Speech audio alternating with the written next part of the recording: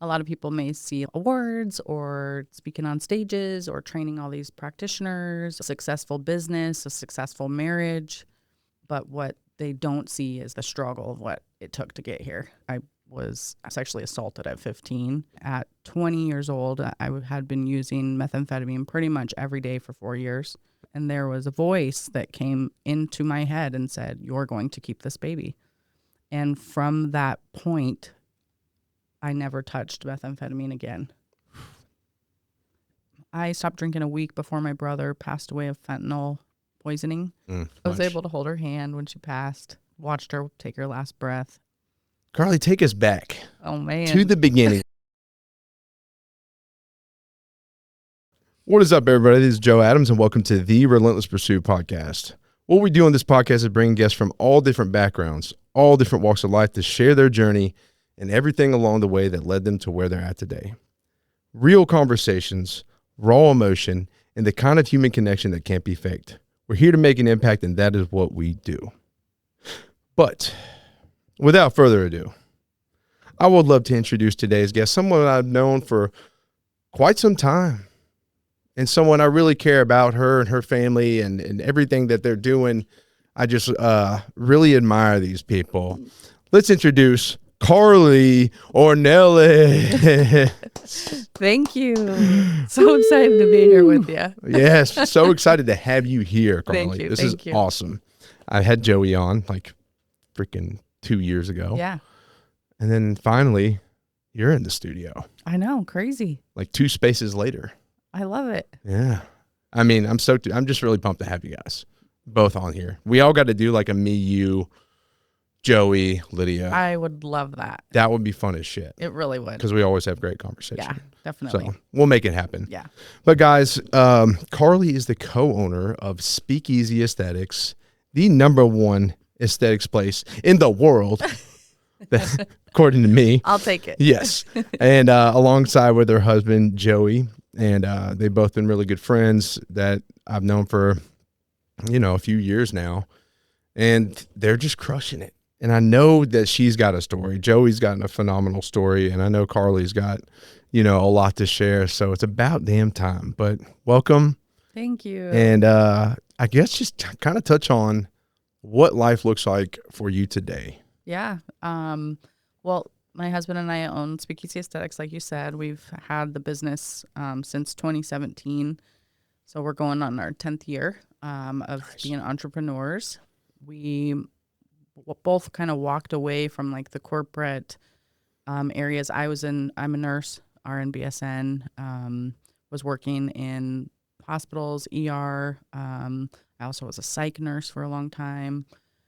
And my husband was blue collar, laborer in the dirt, working his butt off, going from 3 o'clock in the morning till, coming home at 7 at night and doing it again the next day. And we wanted to find a better way. And so I got certified in aesthetics and thought that I could run my own business foolishly. Right? I thought it was going to be easier.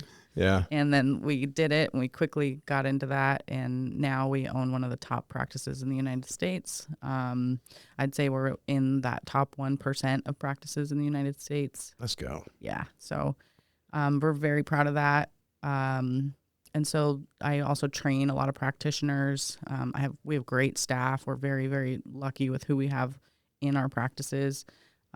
We've got one in Murfreesboro, and then we're opening another one in Thompson Station right now. Okay.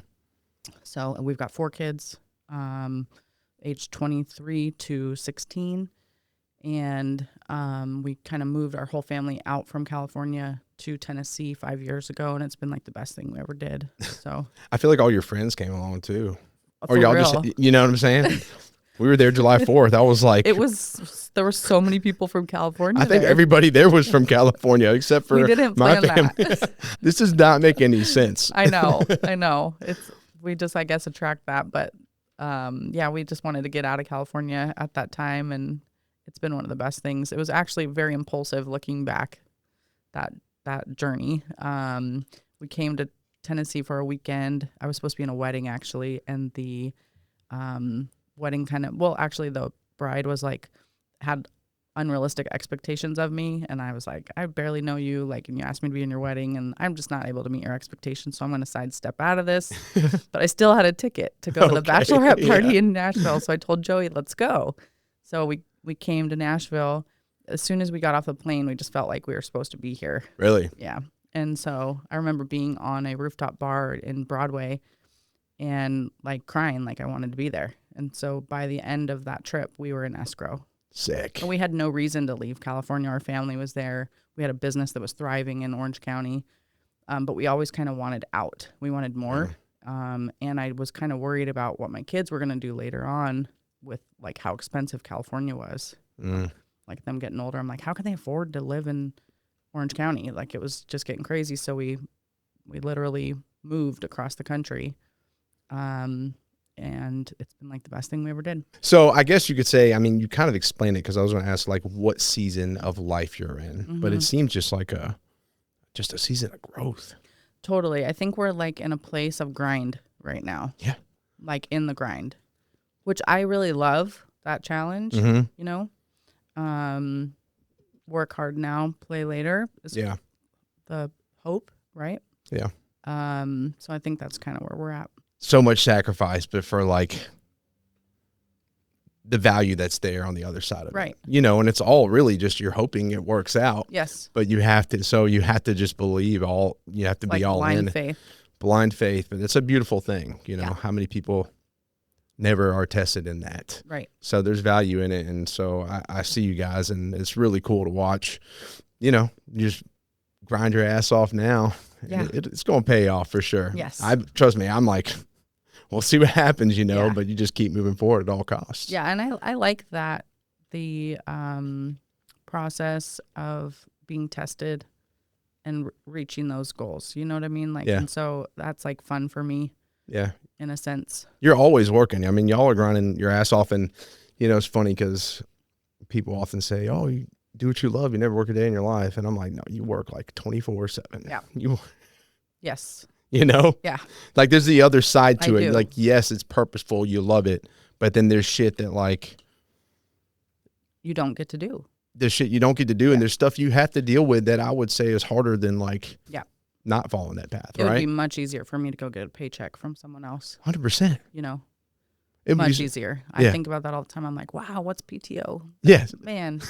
That would be amazing. It's weird, but you kind of come hooked up. People ask me like, you make a lot of money. And I'm like, this is $0 an hour right here, you know? It all goes towards this other shit. Right back into the vacuum and, you know, keeps everything circulating. 100%. So. And, you know, but that's like, I think that's a really cool thing is you don't really understand it, but you fall in love with that. Yeah.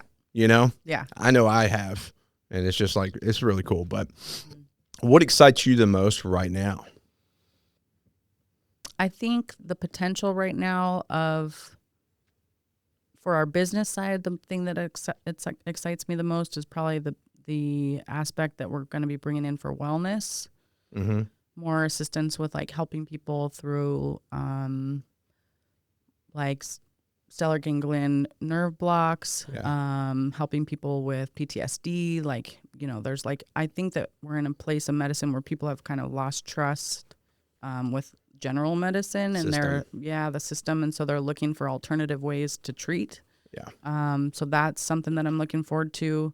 But I think what I'm really most excited about is we're building something right now for our kids. Like our oldest daughter, Mariah, we're training her to like run a practice. Yeah. You know, my second oldest, Kyla, she's in nursing school, right? Like to me, those are the things that are like the most important. Yeah. Even though it may not seem like it because we're grinding all the time, that's like always in my forefront is like, how can what we're doing help our kids? Oh, right? Man, that's like the most important. Yeah. It's like, I've talked about it recently. It's like, you know, I'm not thinking about tomorrow, and presence is one of those things I go back and forth with. Like my family definitely forces me to stay present. But at the same time, I'm thinking about Ozzy when she's my age, when she's 36. Right. Everything I do now affects that. Right. 100%. And so that's what I keep my eyes on. So I love that, you know, you're thinking about legacy. And honestly, I think that's like, especially if you're a parent, that's our legacy. That's our purpose. Yeah. It's like what outlives us, what we Yeah. do for that. So, Yeah. And we're kind of like in a weird place right now where we've got our youngest two are graduating high school next year. And so Joey and I are like looking at each other like, it's going to be just us. It's weird. Yeah. You know, we've always been parents. We've always had the kids, you know, with us. And so we're like entering a time that's like different. So getting back to like just us, which is a really cool place to be in, you know? Yeah, for sure. But it's definitely like a different phase of life. Yeah, it's about to shift a lot. Yeah, I mean, we were like, he always coached rugby, was always involved with the kids' sports, you know, like we've always been like the taxis with the kids, and now it's shifting. They're all driving.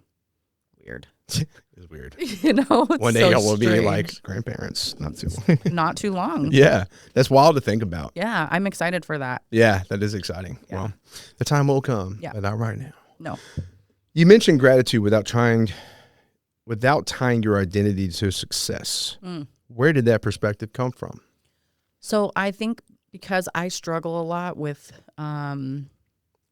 like always having to have an accomplishment to have value, right? That's just like something that I think stems from like me being a kid probably. And so I'm in this phase of my life right now where I'm striving for things, but I don't want that to be the main focus of who what my identity is. Yeah. If that makes sense. Oh, yeah. Because I can very easily get caught up in the gold stars.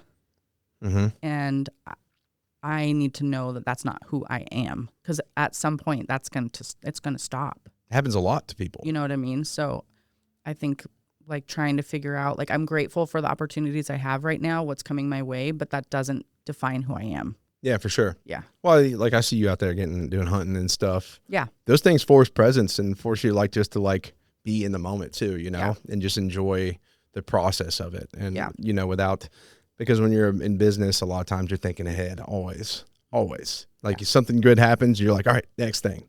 Yes. And it's hard to like really recognize those achievements along the way. Right. And at one point I really had to force myself to recognize it because it was going to freaking kill me. Yeah. A friend of mine told me this years ago. He was like, Joe, do the hikes, go take some psilocybin and sit out by a waterfall. Like 100%. Do that stuff. He said, because like that shit will keep you who you are. He said, so, I don't know who I am outside of this. Somewhere along the way, I lost that.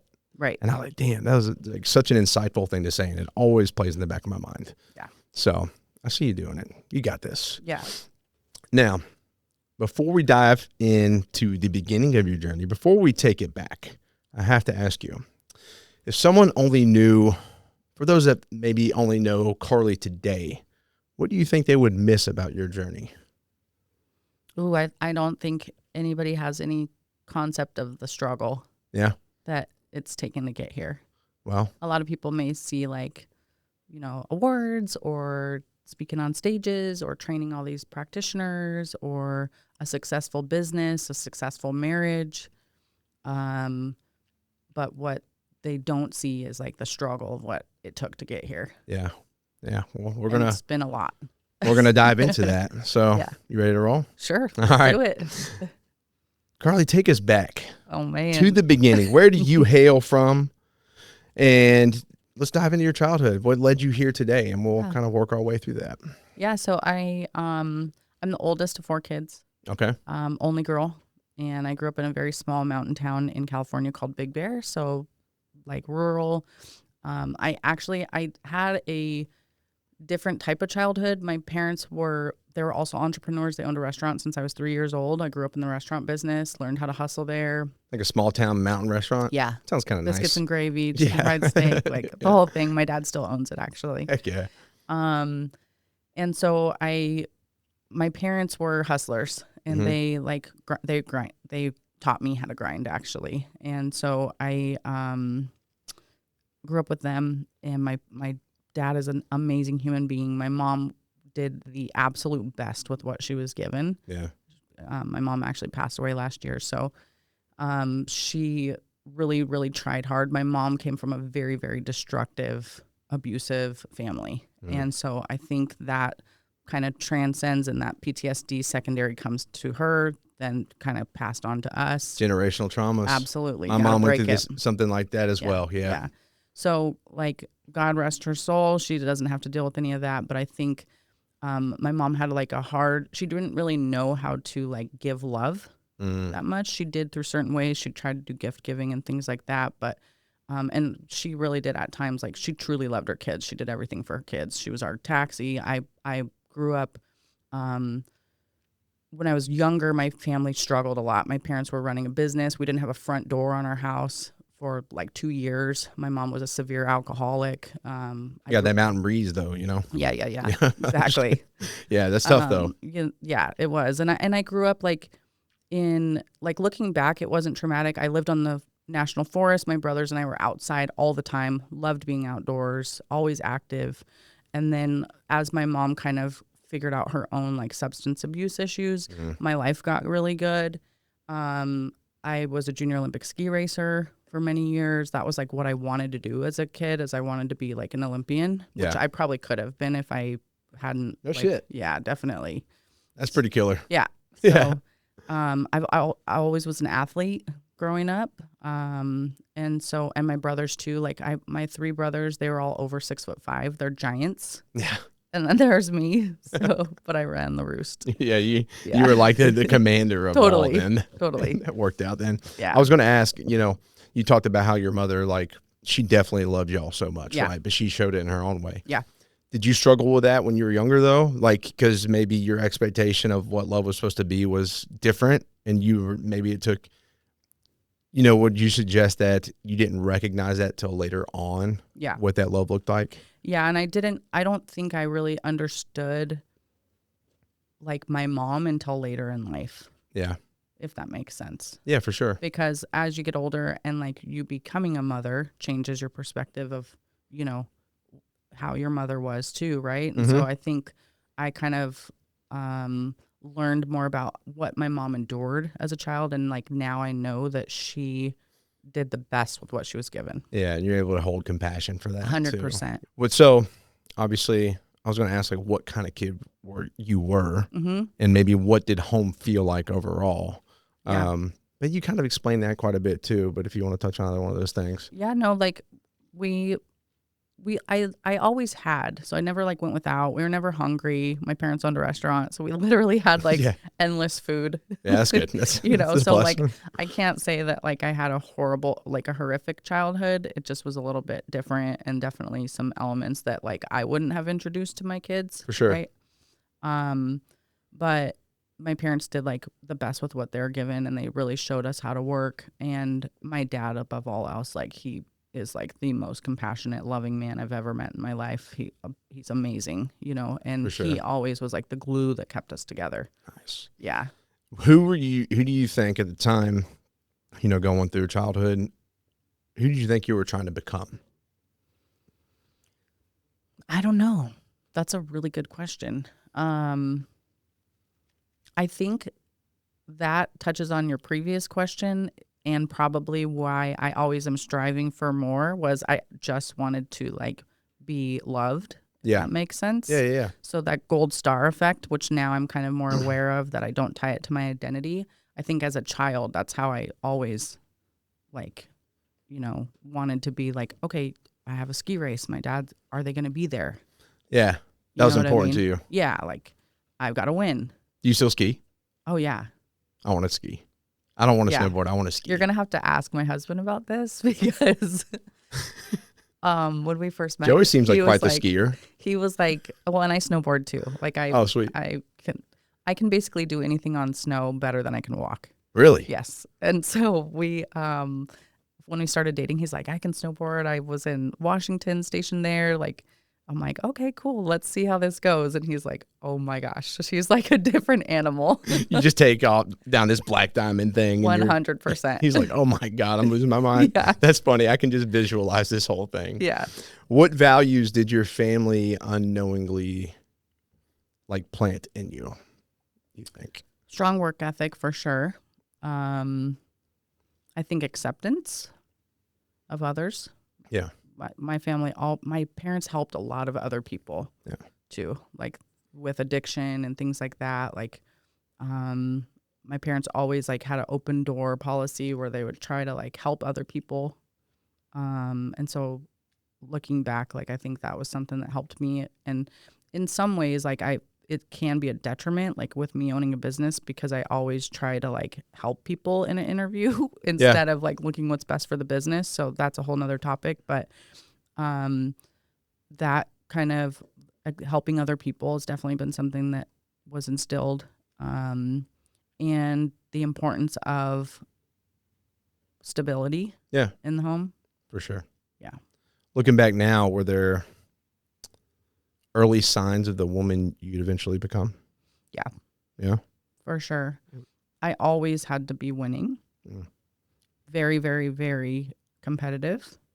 Regardless of what I was doing, I always was. I've always been kind of almost like obsessive with things that I would have to like conquer, if that makes sense. Like I need to know everything about that. I was always the little girl that asked like why all the time. Why is it like this? Why? What? My mom would be like, because, like stop asking questions. That's how my brain works. I want to know the why. I want to know the what. I want to know the how, like the science. You want to understand things. Yeah. And that's how I communicate too. I'd ask questions. Yeah, for sure. I mean, I feel you. Which drives people crazy sometimes. When did you move away from the mountain town? So actually I left home at 15. Okay.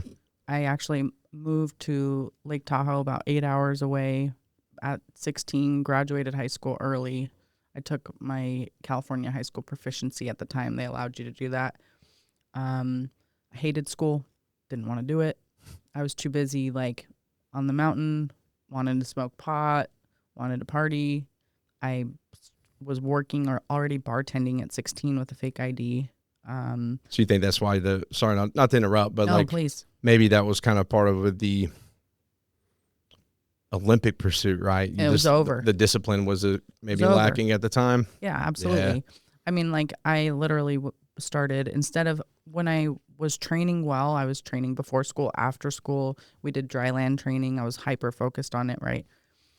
And then came in friends and other things. And there was other things that occurred in my life at that time that now I know that was probably what led me that way. I was sexually assaulted at 15 and by a 30-year-old Marine and drugged and everything. And so that, I think, was my way of escaping. Yeah. And so, unfortunately, it took me away from my path that I could have been on. But, like my life today is good. So is that actually a path away? I don't know, right? Yeah. It's just something that occurred. I mean, that's like, you're right where you're supposed to be, right? 100%. That's how I look at it. But it's interesting because knowing your mindset now, you often just wonder, like, not like, I don't regret anything. But it's interesting to kind of just reflect on when I was younger and man, if I would have had the mindset I do now. I wasted a lot of time when I was younger. Yeah. But it gave you experiences that maybe you needed. But also, there's some people that right now at my age, at 43, are doing crazy stuff. Yeah. Maybe they didn't do it earlier. Who knows, right? Flip side. Yeah, for sure. So, like, what's to say that wasn't part of my path? Maybe the struggles I've been through can actually help somebody later on. So was that part of like what urged you to move away from?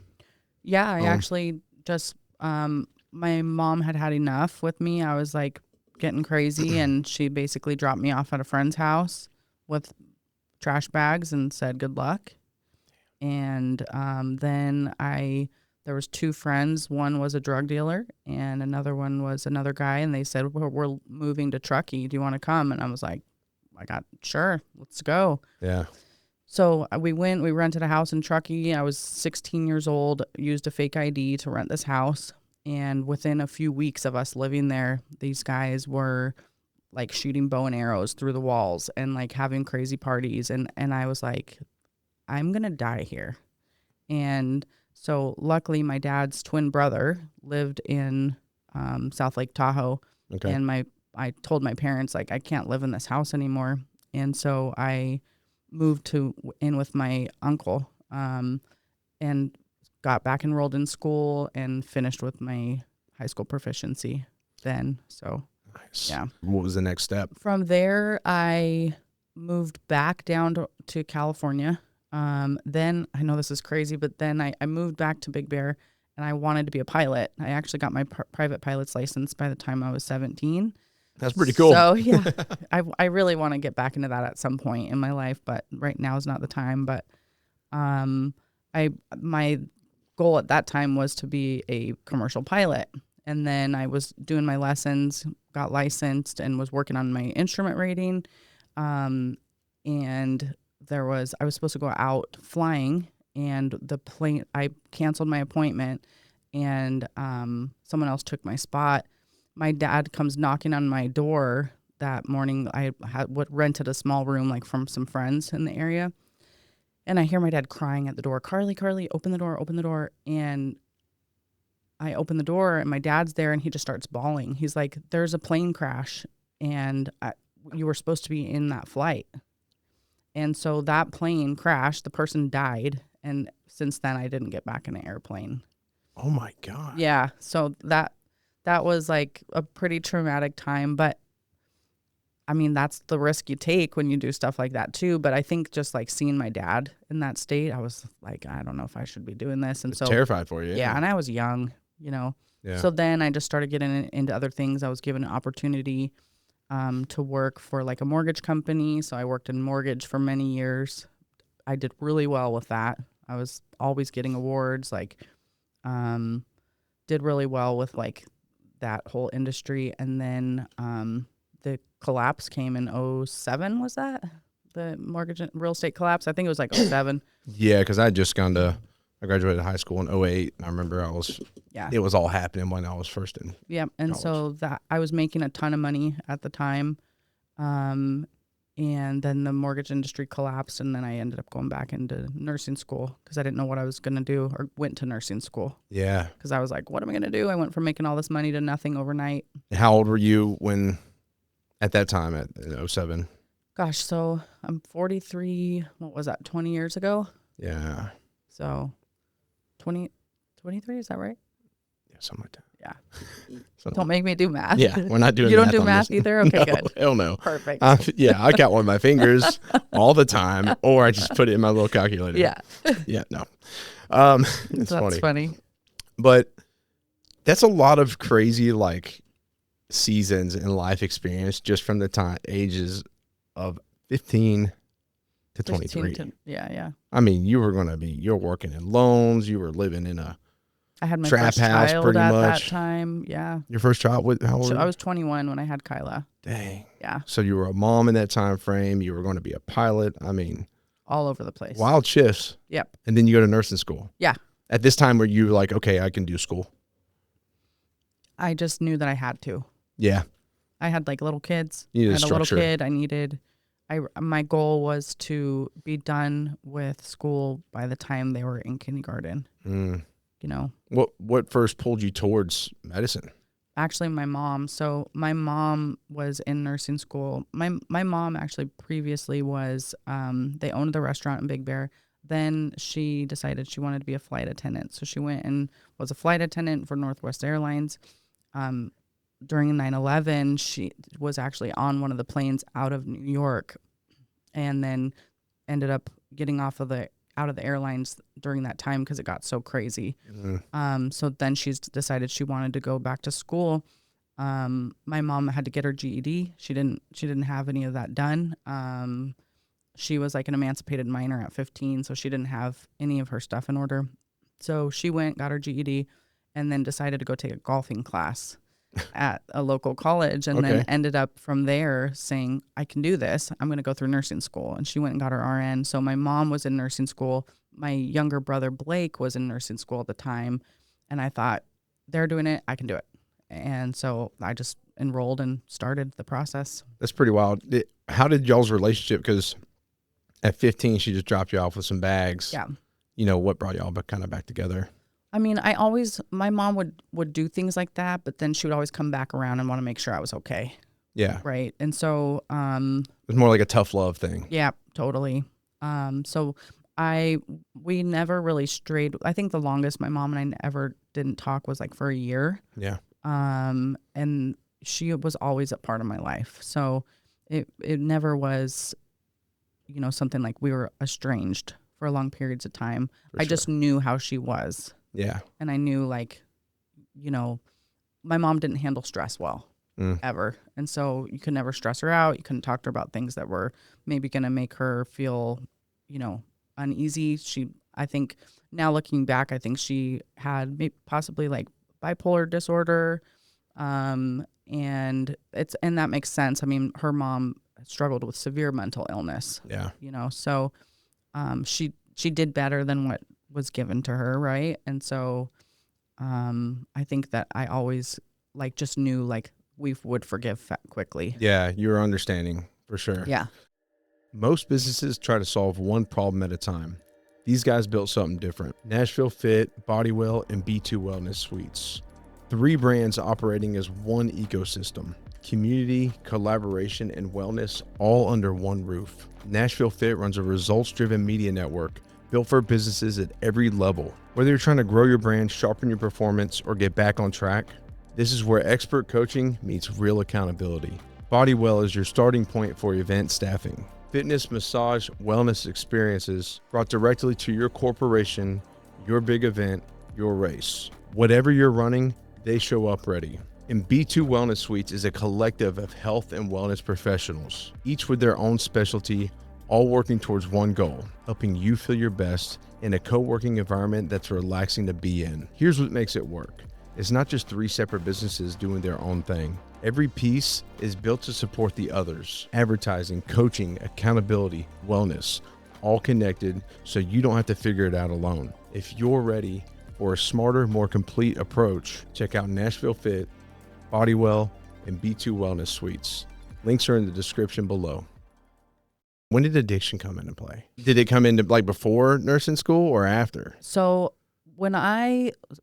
a little bit before, right? So when I, probably from the age of 16 to 20, okay, was when I had my first episode of addiction. Was when I was actually at a bar underage with a fake ID, and somebody said, "Do you want to have a line of this?" And I was like, "Sure," thinking it was like cocaine or something, right? It was actually methamphetamine to a 16-year-old, right? And so that sent me off to the races from 16 to 20. And at 20 years old, I had been using methamphetamine pretty much every day for 4 years.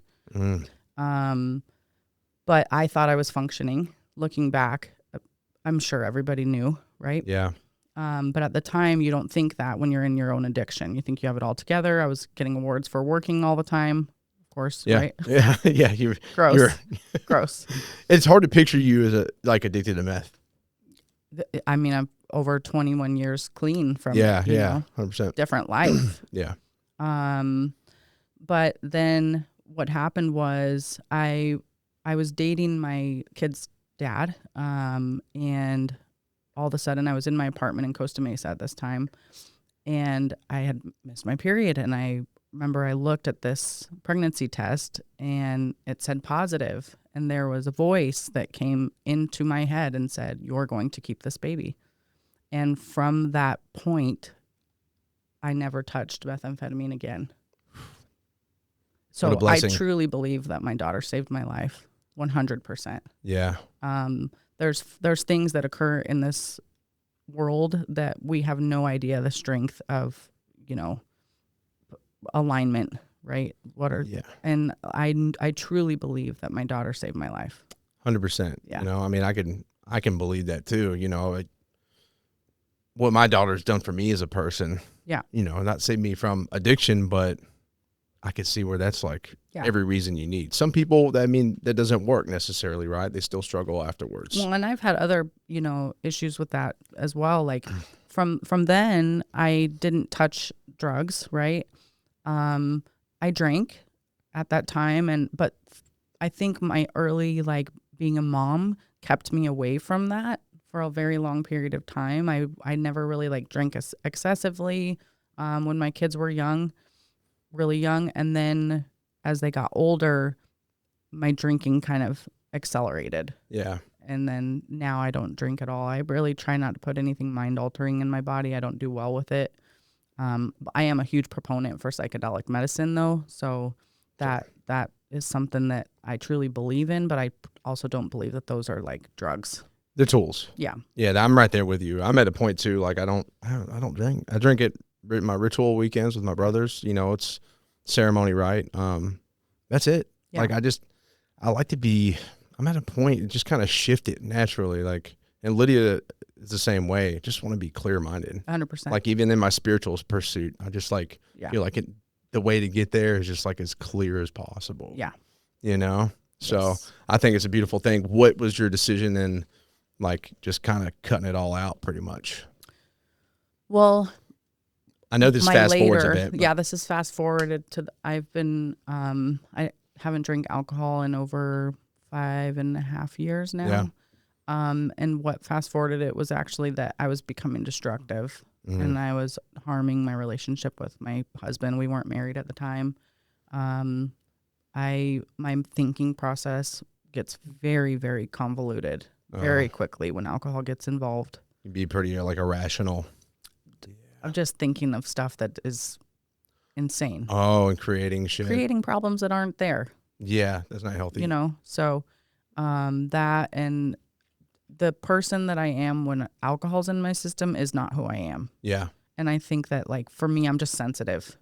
For sure. I'm sensitive to stuff. And now I know that. And I would rather wake up, feel good, not have to worry about a hangover.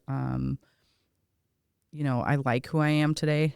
Mm-hmm. You know, I truly do. And I feel like I'm trying to know more about who I am. And I think that adding alcohol into my body impairs that. Throws that off for sure. 100%. One last question on the, addiction stuff. When you were introduced to meth at 16, Mm-hmm.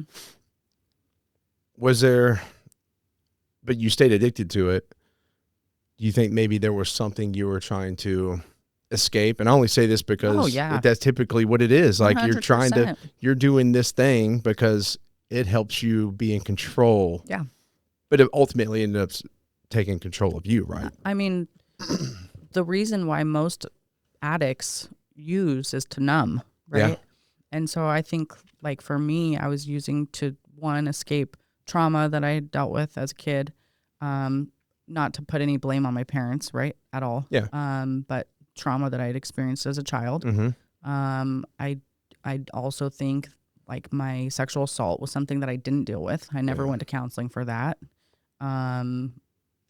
Things like that I was trying to like escape from. It became an easier route to use something. Yeah. And I'll tell you, like I would probably use anything at that time when I was 16, 17 years old. There's people that knew me then that look at me now and they're like, what? Yeah. You were the one that was supposed to be dead by the end of high school. Damn. What a shift. I mean, I think our high school principal told my mom that I was going to be pregnant by senior year and that I was going to amount to nothing. Yeah. You know? And you know what? He could have been right. Like, yeah. I was a rough kid. Yeah, I wanted to fight everybody. I was like not nice. Damn. Yeah, I was rough. Well, I mean, the thing is, like, it makes me more of a fan though, because that's real as shit. And it's really, I mean, you've overcome that. And so I'm proud of you. Well, and now I like to live my life in a totally different manner. Yeah. Focus more on love. I want to try to be like helpful to others, focus on what I can give people of, some sort of value. Yeah, right? without a doubt, for sure. Well, props to you for overcoming that and, getting to where you're at now. With the medicine, we're going to nursing school. Let's circle back around to that. Yeah. What did nursing teach you about people? Oh my gosh. So I think learning about people started when I was a waitress with my parents' restaurant. I learned how to deal with the public, and then getting into nursing really helped me to understand the vulnerable side of people. When people are sick or they are in need of something in the medical field, they're in a very vulnerable place. Yeah. They don't want to be there. They don't feel good. They're looking for answers and help. And I that's why I really got into medicine, is because I wanted to help others. For sure. Sometimes that is a difficult thing to do in medicine because we're very restricted, by Yeah. how we operate, how we can bill, how you can treat people, right? Yeah. So that became a little frustrating, but I learned a lot. And I think one of the things that I just loved was really getting to know like human beings as a whole. Were you in a hospital at the time? I worked many different areas. So I worked in ER. I did hospice for a long time, which was actually probably one of my most rewarding areas of medicine that I was able to serve in. You get to see a lot of the end of life process, and I truly believe there's more than what we have any idea that goes on, like energy wise. Yeah. So I learned a lot about that. I was also a wound care specialist. I worked for one of the largest pharmaceutical companies doing specialty medications for hemophilia disorders.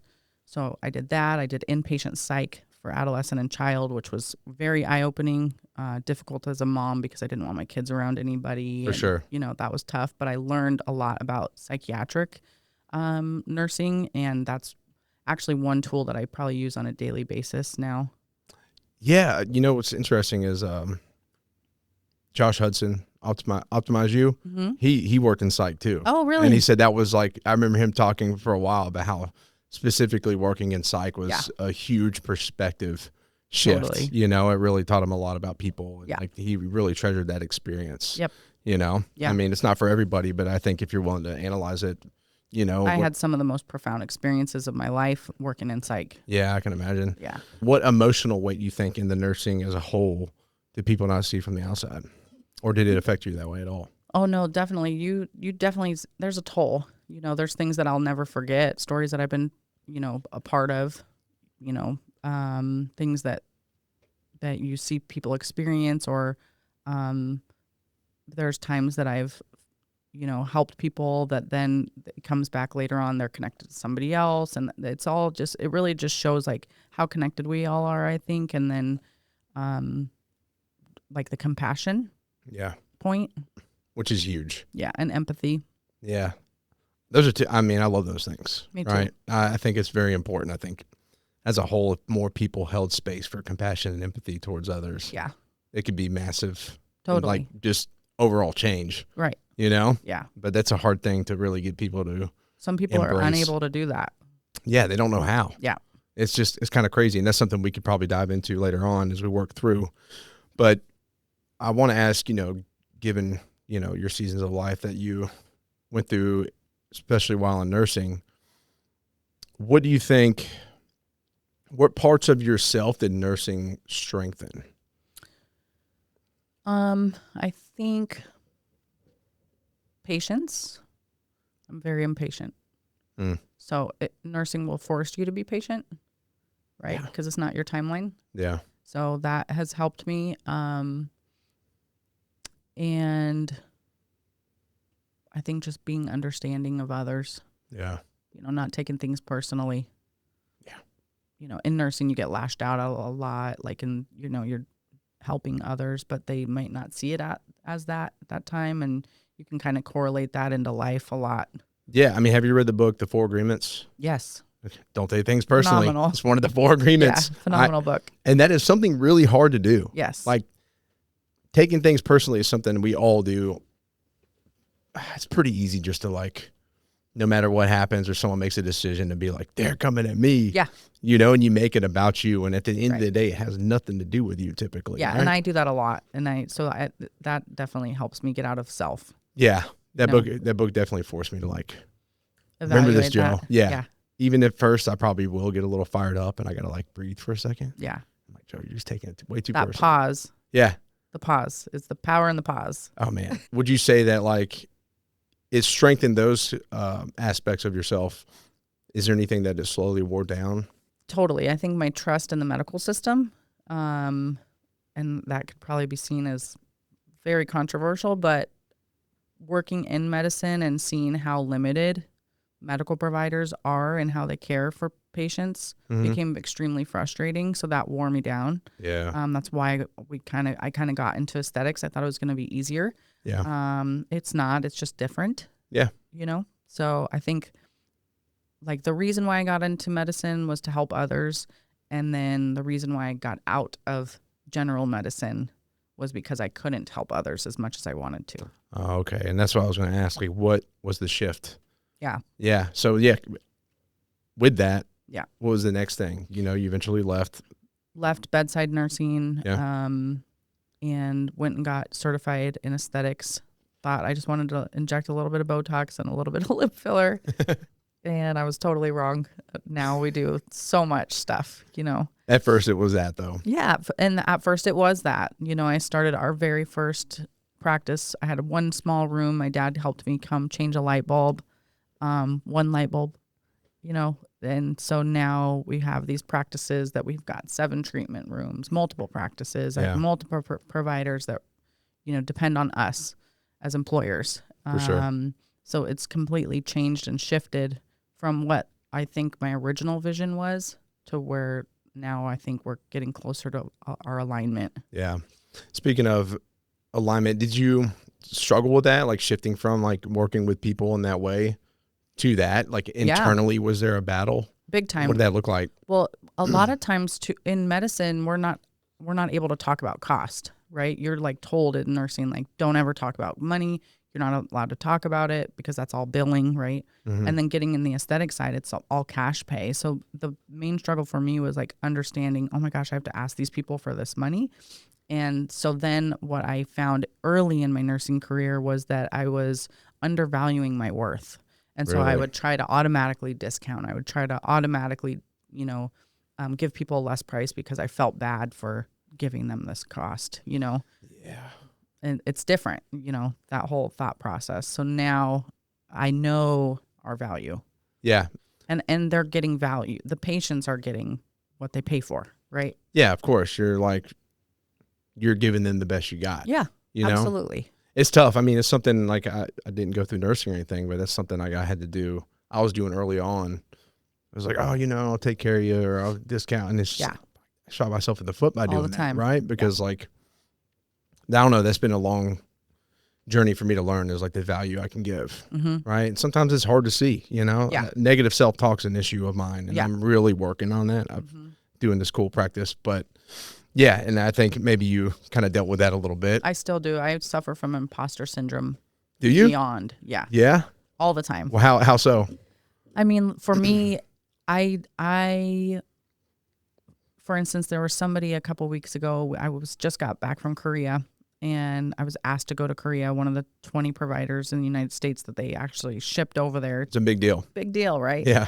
And one of the girls that was with us, she's really good about how she communicates about herself. And she goes, I'm so excited for this. And I said, oh, don't get too excited. We don't know how that's going to end up. And I caught myself and I was like, wow, like here I am bringing down my experience, probably due to fear, right? And so I constantly struggle with like the negative self-talk and imposter syndrome. I always feel like I'm not, like, even with getting awards, I always feel like, okay, that's cool, but is that really me? You know what I mean? Oh God, I feel you. If that makes sense. Is there like a fear of rejection too? 100%. Yeah, God. Yeah. No, that makes complete sense. And people would be like, what? You're crazy. You've got all these awards. You're top 100 provider in the country. You're on these stages. And I still, every time I get on stage, I go, are these people going to think that maybe I don't know what I'm talking about? Do they think I'm a fraud? Yeah, totally. Maybe a lot of it stems because your path probably wasn't, I'm not to say people haven't had similar journeys, but maybe I do know people in life that haven't had to go through the things you have, right? And they're in those 100%. positions, right? So it's easy to look at like your life experience and especially the hard shit and feel isolated just in general. Yeah. And no one's isolating you. You do it to yourself. 100%. You're like, I don't belong here. Yeah. I am different. They're like, but we want you here. Yeah. And then you're like looking at them and you're like, well, they just, man, their whole pathway's just been geared towards this since the beginning. What the fuck am I doing? Yeah. Yeah. So I feel you there. Yeah. I have to get out of my own way. Yeah. If that makes sense. Oh, yeah. Allow the things to come to me and like accept them. And so that's like it's a whole internal battle with me. At some point in the relentless pursuit, you move, you pivot, not just metaphorically, but literally. You outgrow a space, you level up, you pick up everything you built, and you carry it somewhere new. And in that process, it'll show you real fast who shows up. And that's why I only trust True Friends Moving Company, because they'll treat you just like that. True friends. My family's used them personally, and moving day on our end was zero stress. Top-notch service, smooth process, and excellent communication. And the people by your side throughout it are personable, professional, and handle everything with care. True Friends Moving Company is your go-to in Middle Tennessee, and they operate the same way the name sounds, like people who actually care about where you land. Link in the description below. Go show some support. Let me take my Adderall. Perfect. And wash it down with an energy drink. You are an Aries. Peak health. Peak health, okay. That is pretty funny. Yeah. Oh, man. You know what's funny, though, is like, I think about the past and like all the shit I did. And like today I'm overanalyzing seed oils and shit. And fucking, I don't want to take too many Advil. If I got a headache, ibuprofen. Joey and I always laugh about this. It's so funny because it's he like, will not take like an Advil because he's afraid of overdosing on Advil. I'm like, I'd snorted stuff in disgusting places. Totally. Along with other things. Yes. I'm going to be okay. Yeah, it's going to be fine. But like, it's like, why do we think these things? Because we know where we've been. I don't know. We're conscious of it now. We are conscious of it now. Yeah. I guess at the time I just didn't give a shit. I didn't care. I was like, nah, I'll be all right. Everybody else What do is you doing have? it. Sure. Yeah, they're fine. They've been going for at least a couple more hours than I have. 4 Mollies? Yeah, why not? It's so funny. So we're talking about leaving nursing. I was going to ask, what did you gain after walking away? But you kind of told me that. You kind of learned how to have more value, or like see the value in yourself, I guess you could say, right? Yeah. And I think my entrepreneurial spirit Started this was flicker. like, let's do this. Yeah. Yeah. So, That's pretty cool. Yeah. Who was Carly without the hospital badge? I think at that time my kids were young, so that was a big thing. I think I was just going. No. Now, like getting into trying to figure out who I am. I don't know if that's just my age now and at a place where I like am figuring out, my drivers, who I am, shedding the layers, I think that's like more of part of my focus, but also we're in the trenches with work. So I don't get as much time to do that kind of stuff as I would like to. Yeah. I am looking forward to like being able to give back a little bit more to society through areas of medicine that I can offer, so that's exciting. But I think of outside of who I am, like outside of nursing, I'm a wife, first and foremost. And that's something that I'm like trying to get better at daily. I wasn't really given a really great example of being a wife.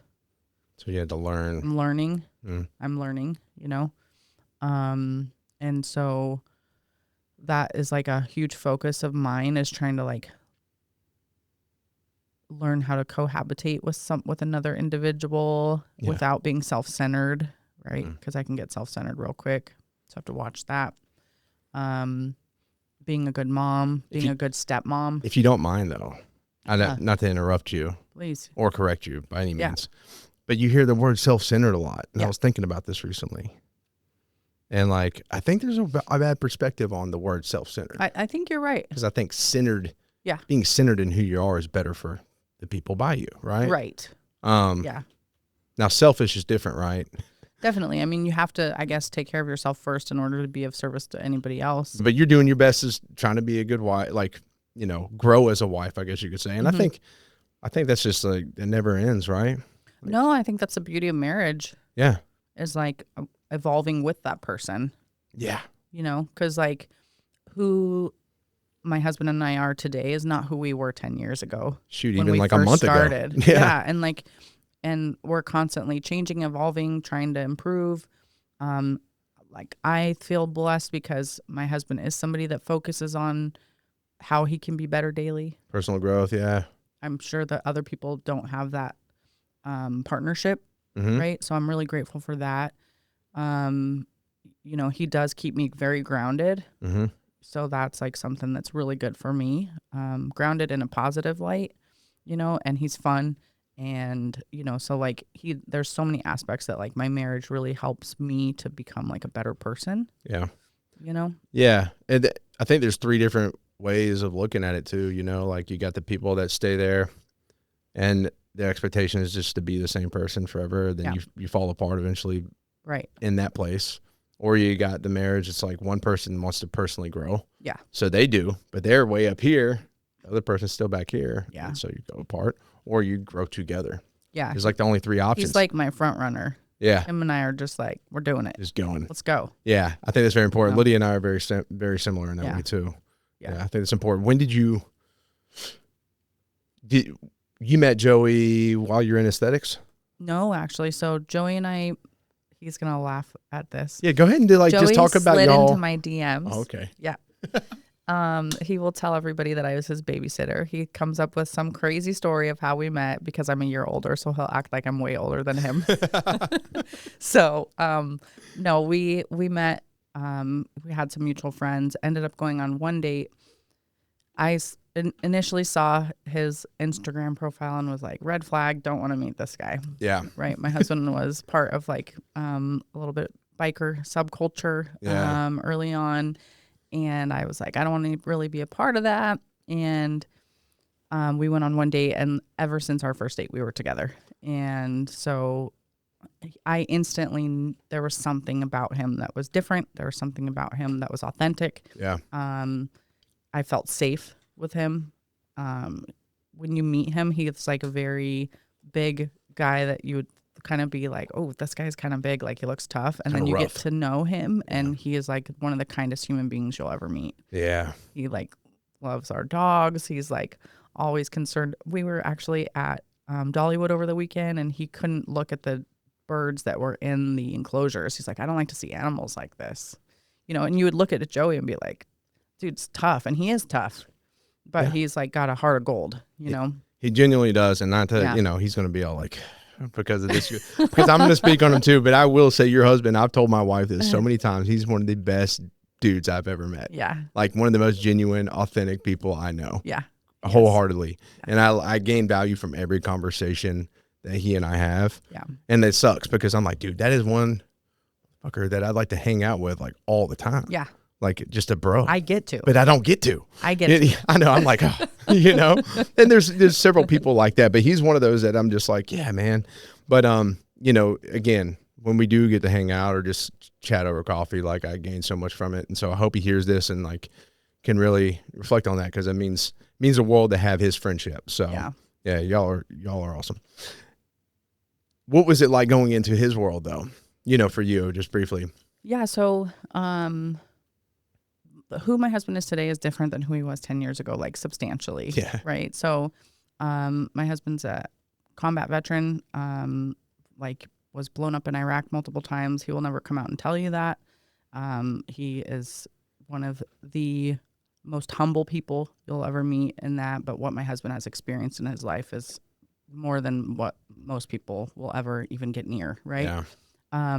So 10 years ago, it was a lot different, but he's always been super focused on his girls, his daughters, and that's always his role is to be the best dad possible, and he always has definitely striven to do that, and the best son. He's like absolutely loves his mom, will do anything for her. She's an amazing woman, and so I know that like his girls, his mom, his daughters, and now me, that's his focus, and my kids too. Yeah.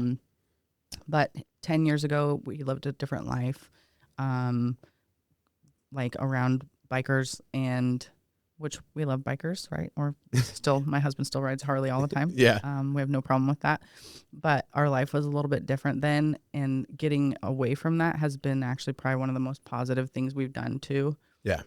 Just being able to solely focus on what we need to do in our life, how we can benefit, others, and just moving along. And your family, yeah. Yeah. I will say he gave me good advice because I know Joey's, when it comes to his daughters, he's a sucker. Big time. And like I'm the same way. Lydia will call me on it all the time. And I'm like, yeah, I am. Girl dad. You know, and yeah. And I want her to trust me. And he said, dude, he was like, Joe, like there's going to be times it really sucks. Yep. He said, but when I saw my daughter come off the plane, land in Nashville, like he said, dude, I could see it kind of like stoking some emotion in his eyes. Like that's what it's all about, you know, is because of the relationship we have. Well, and I think you guys are what instills a positive relationship building with your girls. Yeah. That your relationship with them is what's going to carry into their relationships, right? Oh, 110%. Yeah. So, you know, luckily I have a very good relationship with my dad. That's helped me immensely in life, you know, and I know your girl, Ozzy's going to have that positive role model, you know, just like my girls have positive role models. Yeah, for sure. You know, it's important. Hell, the way I look at it every day is like, I want to be the man that she's going to marry one day. Yeah. You know, and I have to, that's at the forefront of my mind. Like when I wake up. Yeah. Like, and that pushes me. And that'll help you as a husband. Oh, yeah. How would I want my daughter to be treated? Exactly. How are you going to treat your wife? Yes. And, you know, I'm one of those people, you're probably the same way because if how we are, if you fall short at all, you really hard on yourself. Yeah, totally. Like the smallest thing, you know, if I do get frustrated, like Lydia's like, you sounded frustrated with Ozzy, you know, yesterday she said that. And I was like, God, I traumatized her, you know, like. You blew it. I blew it. Like she's going to remember this moment where she kicked me in the head and I puffed about it, you know. And I just kind of spiral and I'm like, Joe, shut up. Yeah. It's okay. You're doing your best. We're human. That's all. That's the thing. We're humans having a human experience. Exactly. And you know, it's all about intention. Yeah. You know, and if you're doing your best and you're intentional, like it's okay if you fall short sometimes. Totally. That's just life. Yeah. Yeah. It's really easy to say that though, but for us to actually accept that is a whole different realm. I know. It's always this back and forth in my mind. I'm like, listen, Joe. It'll take me a couple days to process through that stuff. Like I could have done better. Damn it. Dang it. Could always do better. Yeah. Which, you know, I do believe, and like that's why you strive to do more, right? That's why you strive to go. I think there's something to be said about that. Like you do your best and you create or you do or whatever comes from it, you're proud of it, but it's still okay to look at it and find places to improve. Yeah. You know? Yep. And I think you're probably doing that every day in your business. Yeah. Yeah. My business, my relationships with others. It's something that I try to do. Yeah. Right. Sometimes I feel like work takes over and you don't really get the opportunity to like focus on the improvements as much as you would like. Yeah, for sure. But I know that like my intention is there. Yeah, 100%. And that's like, I use intention all the time. I think that's one of the most important things. What do you say? So you're with Joey at this time. Mm-hmm. You get into aesthetics and you're still in that. So what is kind of like, I guess this is around the birth time of Speakeasy Aesthetics. Yeah. So like what we did is we started that one little room. Joey and I we had a whiteboard in the living room of his house in Mission Viejo, and we were trying to figure out how much would we charge for 1 unit of Botox. Yeah. We didn't have anybody, you know, showing us the ropes. We learned through mistakes. We learned through research. Mm-hmm. And so we kind of built our business ourselves. It was a lot different 10 years ago in the aesthetic space. There wasn't a ton of coaches. There wasn't a lot of consulting firms that would do it. And you kind of had to learn as you go. Yeah. Whereas now people have TikTok, Instagram, all these learning methods that they can learn by others' mistakes or things like that, right? Mm-hmm. We didn't really have that quite as much then. And so Joey actually left his job, blue collar job, and jumped in full force. We bought our first device, which was like a skin tightening device, and expanded. And then Joey and I worked together. And I think for 2 years, that was incredibly difficult. Yeah. I'm an alpha. He's an alpha. Yeah. You know, so we're both fire signs. Yeah. And so that was really difficult. We almost didn't make it working together, trying to figure out that balance. Yeah. I was very stubborn with a lot of things. He was very stubborn with a lot of things. And so I think us trying to learn how to meet as partners, business partners, and then also maintaining a relationship outside of that was really hard. Yeah, I can imagine. You're with him all the time. And you're trying to figure out, like, I'm sure y'all both want to lead. Oh, yeah. But, and then I'm sure you suggest now maybe that you just lead. Y'all both lead, but in different ways. Yeah. You Delegating. learn that. Yeah. Yeah. You got your strengths. Yeah. You know where you're best in this direction and Right. he is in this other way, right? Right. Yeah. Like I have social anxiety. I don't like to talk to people outside of the work environment. Yeah. A lot of people would say, what, you do? Yes. He's great at it. Joey will go walk into a coffee shop. He will build a relationship. He will meet the people at a diner and he'll know those waitresses. They start coming into the office. He will go into networking events and this and that. I'm not the one to do that. Yeah. I'll build the relationship in the room with the client, you know, and he does too. But I think like understanding like who he is and allowing him to like really enhance that through the business has been like helpful. For sure. Without a doubt. Yeah. Yeah. I mean, and again, it's like, it's just taking y'all time to learn that. And and that test was probably massively beneficial to your marriage in time. Yeah. Right. At the time it was really difficult, but now I feel like we're like solid. Yeah. Stronger than ever. Yeah. Yeah. You know, marriage is hard. You always have difficulties, but it's choosing the hard. Yeah. Like, you know? and that's the valuable part about it is that like that forces you to grow. Right.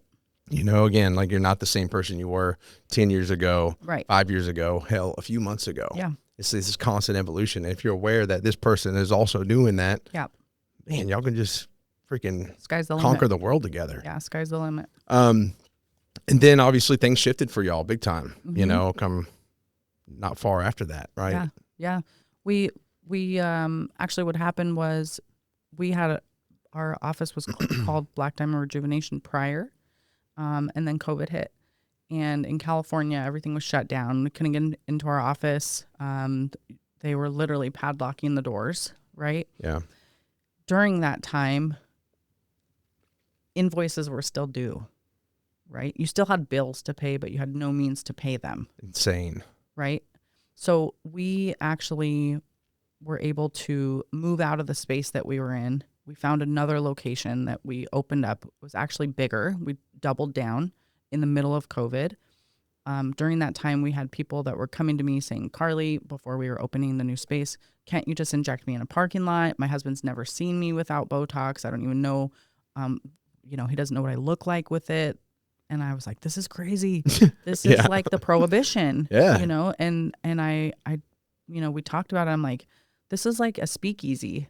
And that's when like the light bulb clicked. I'm like, we're rebranding. And we went 100% in and rebranded as Speakeasy Aesthetics out of COVID. That's actually where it came from. Yeah. And it actually fits us. 100%. Yeah, it's our vibe. We're very artistic in how we approach things. And we really wanted to like showcase that in our space. Yeah. But also the understated aesthetics, speakeasy. Like not everybody needs to know that you're doing all these things. Yeah. Right? So like we really wanted to enhance and capitalize on that. And so as soon as we like figured out that was us and like knew our identity in aesthetics, that's when like it all just started. And then just kind of like snowballed from there. Yeah. And then slowly after that, you decided on Tennessee, which you spoke about at the beginning. Yep. What do you think surprised you most about Tennessee? I think what I love the most about Tennessee is the old values and the old marketing works here. Yeah. California is very closed off. People don't want to build business relationships. It's very much a pay to play market. Tennessee, good people, market with good people, co-market, and it really like helps drive the businesses. For sure. And I think like for me, that's been like the most, like we feel very welcomed. Yeah. It was all competition there. Yeah. And there's still competition here. Well, without a doubt. But I look at it differently now though. I truly don't believe in competition. Yeah. I don't care what anyone down the street is doing, in my space. Yeah. I don't care if there's a med spa that's across the street from me. Yeah. It's not even part of my radar. My competition is myself. What am I going to do today to be better tomorrow? And that's how we like to focus. I truly believe that like we are the best. That's our mindset. And I don't mean that as a cocky perspective. I truly believe we're the best. Yeah. Right. And that's how we treat our patients. That's how we treat our employees. And like, that's how I think that we're going to be able to grow is our mindset with that. you're not trying to downplay anybody else's efforts or business. I don't care what anyone else does. Yeah, you're not like, when you say we're the best, you're not saying, hey, I'm better than you. No. It's just a mindset shift to be like, hey, and I totally get that. Like, it's a healthy way to go about competition. Because in competition, you're going to compare like what they're doing to what you're doing, and you're always going to be focused on. That distracts you from your journey. Yeah. If you're focused on what someone else is doing, it's completely distracting you from what are you doing today? I mean, people ask me, they're like, do you listen to the podcast? And I'm like, no, because I'm going to like focus on what they're doing. Right. I just do mine. Like there's a lot, we actually do have med spas even in the area that like go out of their way to do things maliciously towards us. Like they'll report, do like crazy things, right? I don't care. Yeah. It doesn't affect me in any way, shape, or form. I'm bulletproof, right? I'm going to do everything today and tomorrow and the next day to make sure that we are where we need to be, regardless of what anyone else does. For sure. It doesn't matter. And if they're doing that, it just, if anything, it says have like, fun. You're wasting your time. Yeah, you could be getting on this level. You're doing the right thing. You know? You know? It's like, I don't mean that like in a negative context, but like if you're wasting your energy focusing on what others are doing, you're missing the point. 110%. I love that. And that's a powerful mindset to have. And I mean, ain't no telling where you're going to go with that. When did Tennessee actually start to feel like home? Right away. Yeah? Yeah. I mean, there are aspects that I miss about California. Only a couple things though. Like one is like the classic car culture and the bike scene there. Like classic car. I love classic cars. That's like one of my your car things. is dope as shit. Thank you. I love my 62 Cadillac Miss June. It's my girl. I love classic cars. I've always loved classic cars. It's been something that I've been, in love with for my whole life. Yeah. Tennessee doesn't do it the same way California does. But maybe in time, right? I mean, I'll get my classic fixed up hearse. Yeah. And we'll all go riding and stuff. Yeah. I miss that. I miss the Mexican food. Yeah. But other than that, like Tennessee has felt like home since we got here. Yeah. But I think it's because it's where we're supposed to be. For sure. And a lot of people are like, California and Tennessee. And I get that perspective. Even just me being here for 5 years, seeing the growth that has happened in Tennessee, I can't even imagine the people that have been here for 20, 30 years, what they've seen and how they feel, right? So like, I get it. I understand why people are like, don't come here. I get it. Yeah. But I'm here and here to stay. We're happy. Locked in. But I do like have a lot of respect for the area and like keeping the old values. Yeah. Hopefully, I like it. Hopefully it doesn't shift away from that. I like too it. much. I like the family perspective. I like the God-centered community. That's one of the reasons why we wanted to come here. Yeah, it's a lot different. Yeah. I can't speak on California much because I've been there briefly at times. Yeah. I liked San Diego a lot. I thought it was pretty cool. People were cool. Food was good. Felt nice. The weather was way better. It's too humid here. Yeah. The weather's great there. There was just a lot of values that they were teaching kids that we wanted to get away from. Yeah, for sure. Now, to dive into a couple heavier things, at some point you lost your brother. Yeah. You want to... Yeah, so I think actually when I stopped drinking, I stopped drinking a week before my brother passed away of fentanyl poisoning. So my brother was 24 years old, Bryce. He had struggled with addiction for many years, and he had taken a counterfeit Xanax that ended up being fentanyl, and he actually passed away. My dad found him, tried to attempt resuscitation on him. He did get a pulse back, and then we ended up having to take him off of life support 24 hours after that. Brutal. Totally changed the whole dynamic of our family. My mom and dad will never be the same after losing a child. Yeah, for sure. Yeah.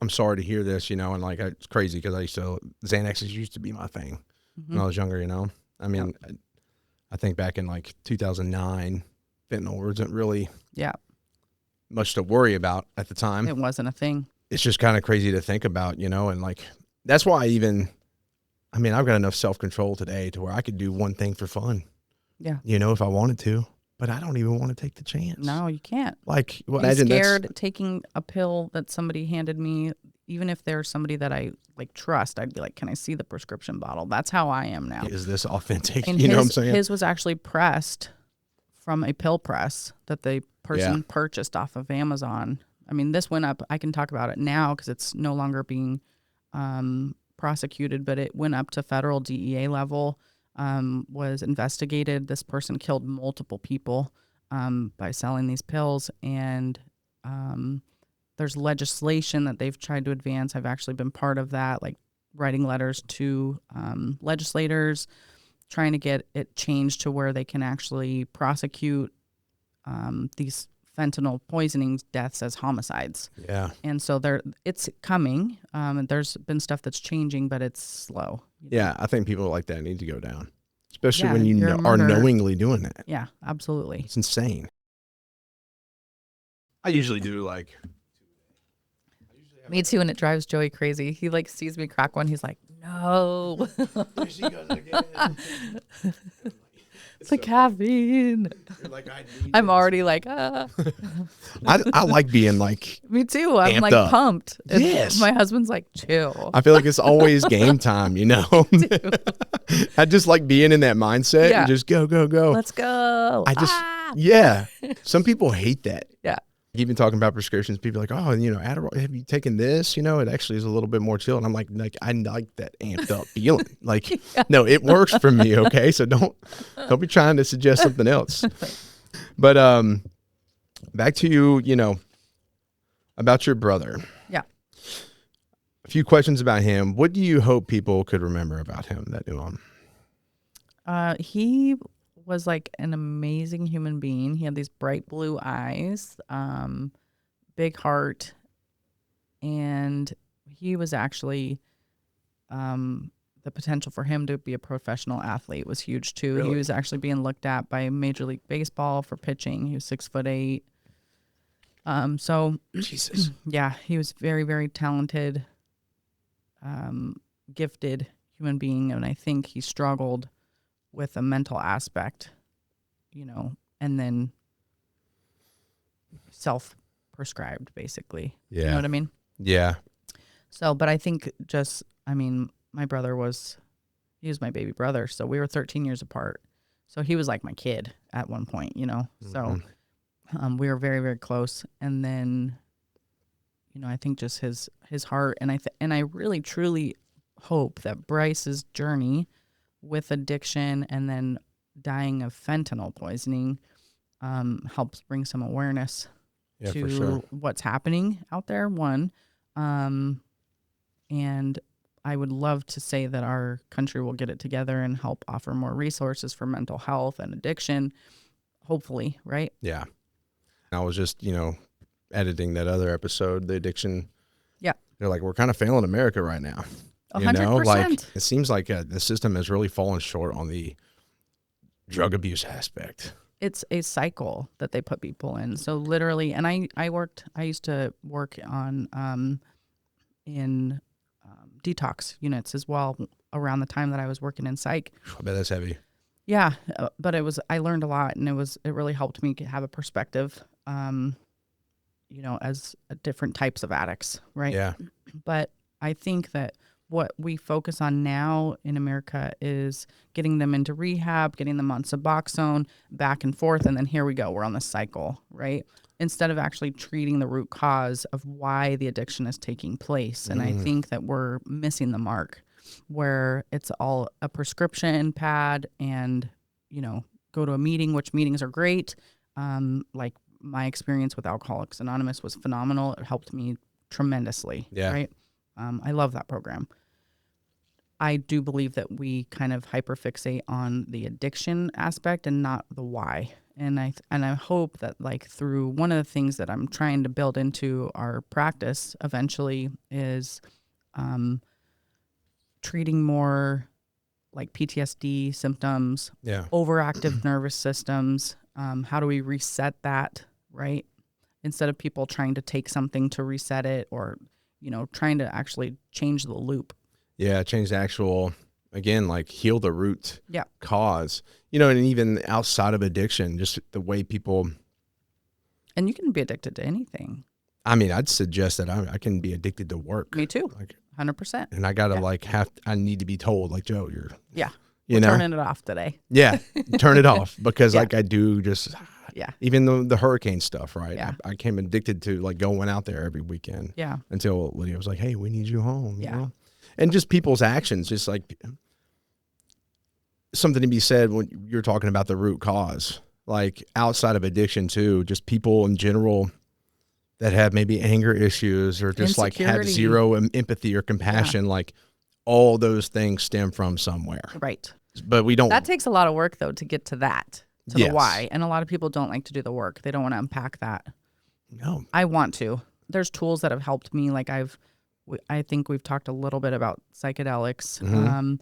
I truly believe in plant medicine. I've utilized ayahuasca ceremonies multiple times. It's something that really helped me Yeah. to understand how big life is. Do you want to talk about one of your like ceremonies, like the experience? Sure. Yeah. Yeah. Yeah. Before we go into that, I Yeah. do got to ask, you know, before we shift, because I want to talk about that for a minute. Yeah. You don't have to answer this, but if your brother could hear you right now, what would you say to him?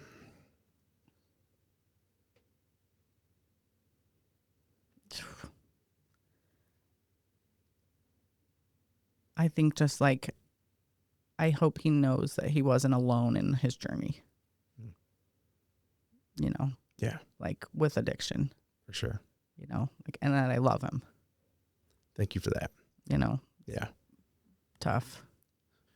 Looking at you and your life and like what you've overcome and like what you're pursuing, right? I think it's pretty beautiful to almost like realize that his spirit is carried with you through that. Totally. And so he's kind of living it with you in a way. And honestly, his journey has helped me tremendously in my own journey with sobriety. Like, I don't claim to be perfect in my sobriety. I'm not somebody that's going to like stand from a hilltop and be like, you know, Yeah. perfect. Yeah. Yeah. Like, I'm not. But he is always with me in that I always am considering, you know, like when I have the opportunities to put things in my body. Yeah. Like, I don't want to. Yeah. You know. 100%. So it's been helpful for me with that. And also like having the perspective that we were related and my brain can do the same type of things. Oh yeah. 100%. You know? Well, thank you for sharing Yeah. that. Appreciate that. Now shifting into, there's a few other things I want to touch on, but I do want to know about like, you know, because a lot of people don't quite understand ayahuasca. It's definitely getting a lot more attention. Yeah. My first experience was the best. I think it was just the wrong place, the wrong people present. Yeah. I don't think the intention in the room was all Pure. the same as mine. Yeah, pure. So I would do it again, but I'd be very like, be sure of who I'm doing it with, who's going to be there, all those things, right? Right.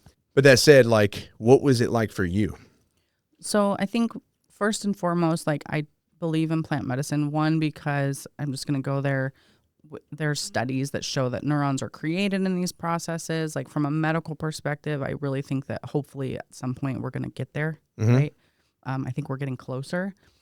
My journeys with psychedelic plant medicine, that's what I call it. It's not a drug. Yeah. I had multiple times with ayahuasca prior to me getting sober or stopping drinking that were really profound. And I think for me, I was able to connect with ancestors during that time. I was able to kind of like see myself as a small child and heal parts that I truly believe would have taken me 10 years to do that. Yeah. I was in a really great ceremony with a group that had beautiful grounds. It was out in Temecula, California. Very well organized, really safe. They had staff on board that was medical based as well. They had a shaman come in from Colombia. It was a beautiful, beautiful process and ceremony. I do believe that you will hear demons leaving bodies. You will, like, that's what my experience was. Yeah. So as much as I try to stay focused on the light, there's a lot of dark aspects in life that I think it makes you aware of, if that makes sense. Yeah, for sure. Just really cool to kind of like go in. Yeah, for sure. Like 100%. Yeah. And I think until you can experience that, there's really no way to explain it. Yeah. And truly, there's no way to explain it. Like, I'd say for me, like going inward has been, I've had best from like heavy psilocybin trips in the woods, by myself. Yeah. Right. And unfortunately with ayahuasca, I was just able to see a bunch of darkness around me. Yeah. So that's what I did. From what you're saying, it was nothing like that. Yeah. Right? It was all this, like, I'm seeing some shit. I also think each time is different. Yeah. Well, I think that the medicine meets you where you're at and shows you what you need to see. Yeah, 100%. Do you think some people, that maybe, because I feel like plant medicine in general is like opens a doorway. Yeah, you have to be careful. Yeah. So I could see where people put so much into it to where it can almost like consume them and be possessive in a way, like this plant and like whatever's attached to it. So there's like that fine line. Yeah. Right? You got to have some sort of discernment going into whatever. I think you're dealing with a different realm too. Yeah. With opening that, whatever that is, you can probably make yourself kind of susceptible to negativity and things like that too. Yeah. So, I think it's really good to be like protected. Yeah. And how I choose to protect myself is through my faith. Yeah, for sure. So. Yeah. You got the discernment too. Yeah. Yeah. So, that's, I believe it's helpful, but I think we're going to see advances in that type of medicine. But there are other modalities. There's ketamine therapy. There's even like I was talking about the stellate ganglion blocks. Right? Like there's other ways that you can kind of heal the nervous system. Yeah, 100%. And if people can heal via a natural method, right? Or a more natural method, as opposed to taking, pharmaceuticals heavily, like why not? That's how I look at it. Now, as far as like a medical practitioner like me, am I advocating for people doing that? No, this is my personal belief on it. Have you heard of darkness retreats? No, I haven't. So it comes from like Tibetan Buddhism and something else too. I was talking to a guy about it the other day. He had done it, so I was asking him questions, but it's something I've been researching for probably the past couple of years, and I'd like to go next year. And they put you in like basically in a room that's built into the ground, and there's zero light. Crazy. And you're there for like 72 How about hours. Sound? It's probably, I'd imagine you're in the middle of the forest and it is like no light. So your senses are pretty much just like. Which then you're just with you.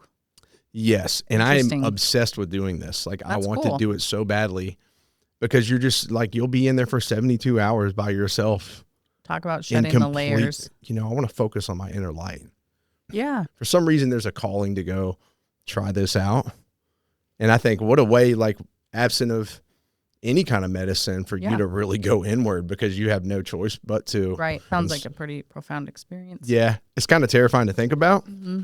Like, I'm not going to say it's not. Like, I'm going to be nervous as shit going into it. But it's one of those things. It's like, man, I feel like I got to do it. Yeah. And it's the same thing with plant medicine. I will say this to people out there. Like, don't do it because someone pushes you to do it. It's not for everybody. Do it when you're called to it.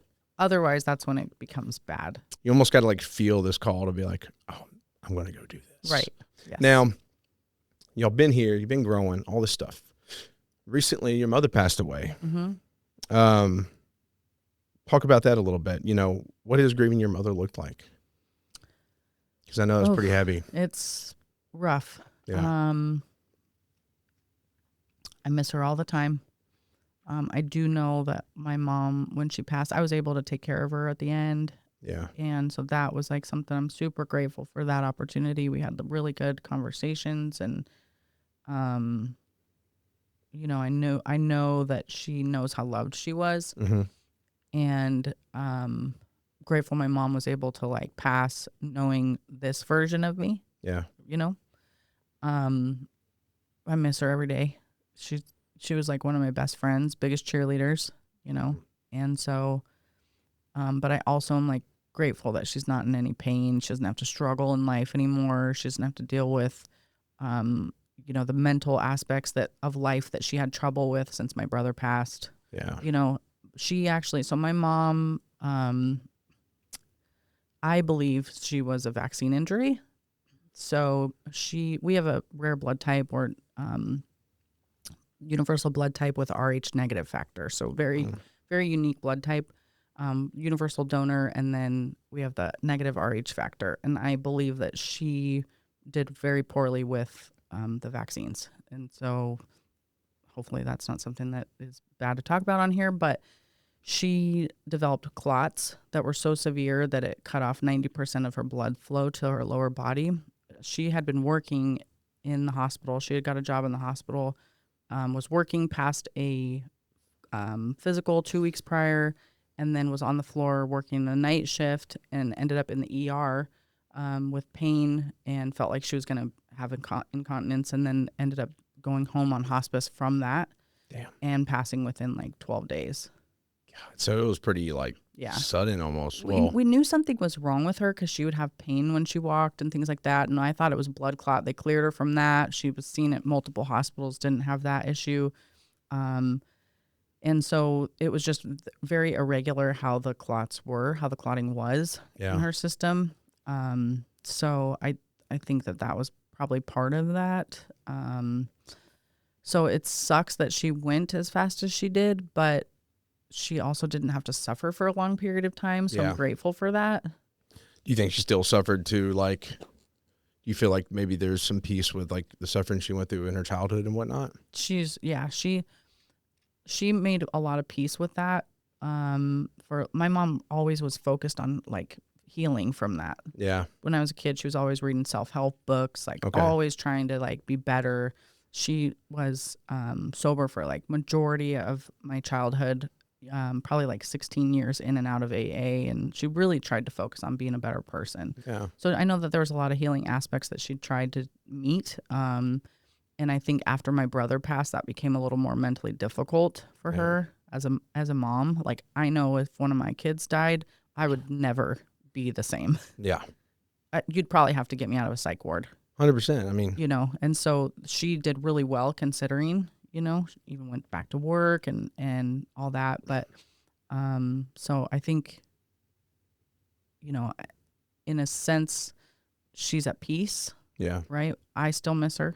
Still want her here. Yeah, of course. So Is grief. it's weird going around without your mom. Yeah. Yeah. I couldn't imagine. Sucks. And one day I'm going to have to face that. Yeah.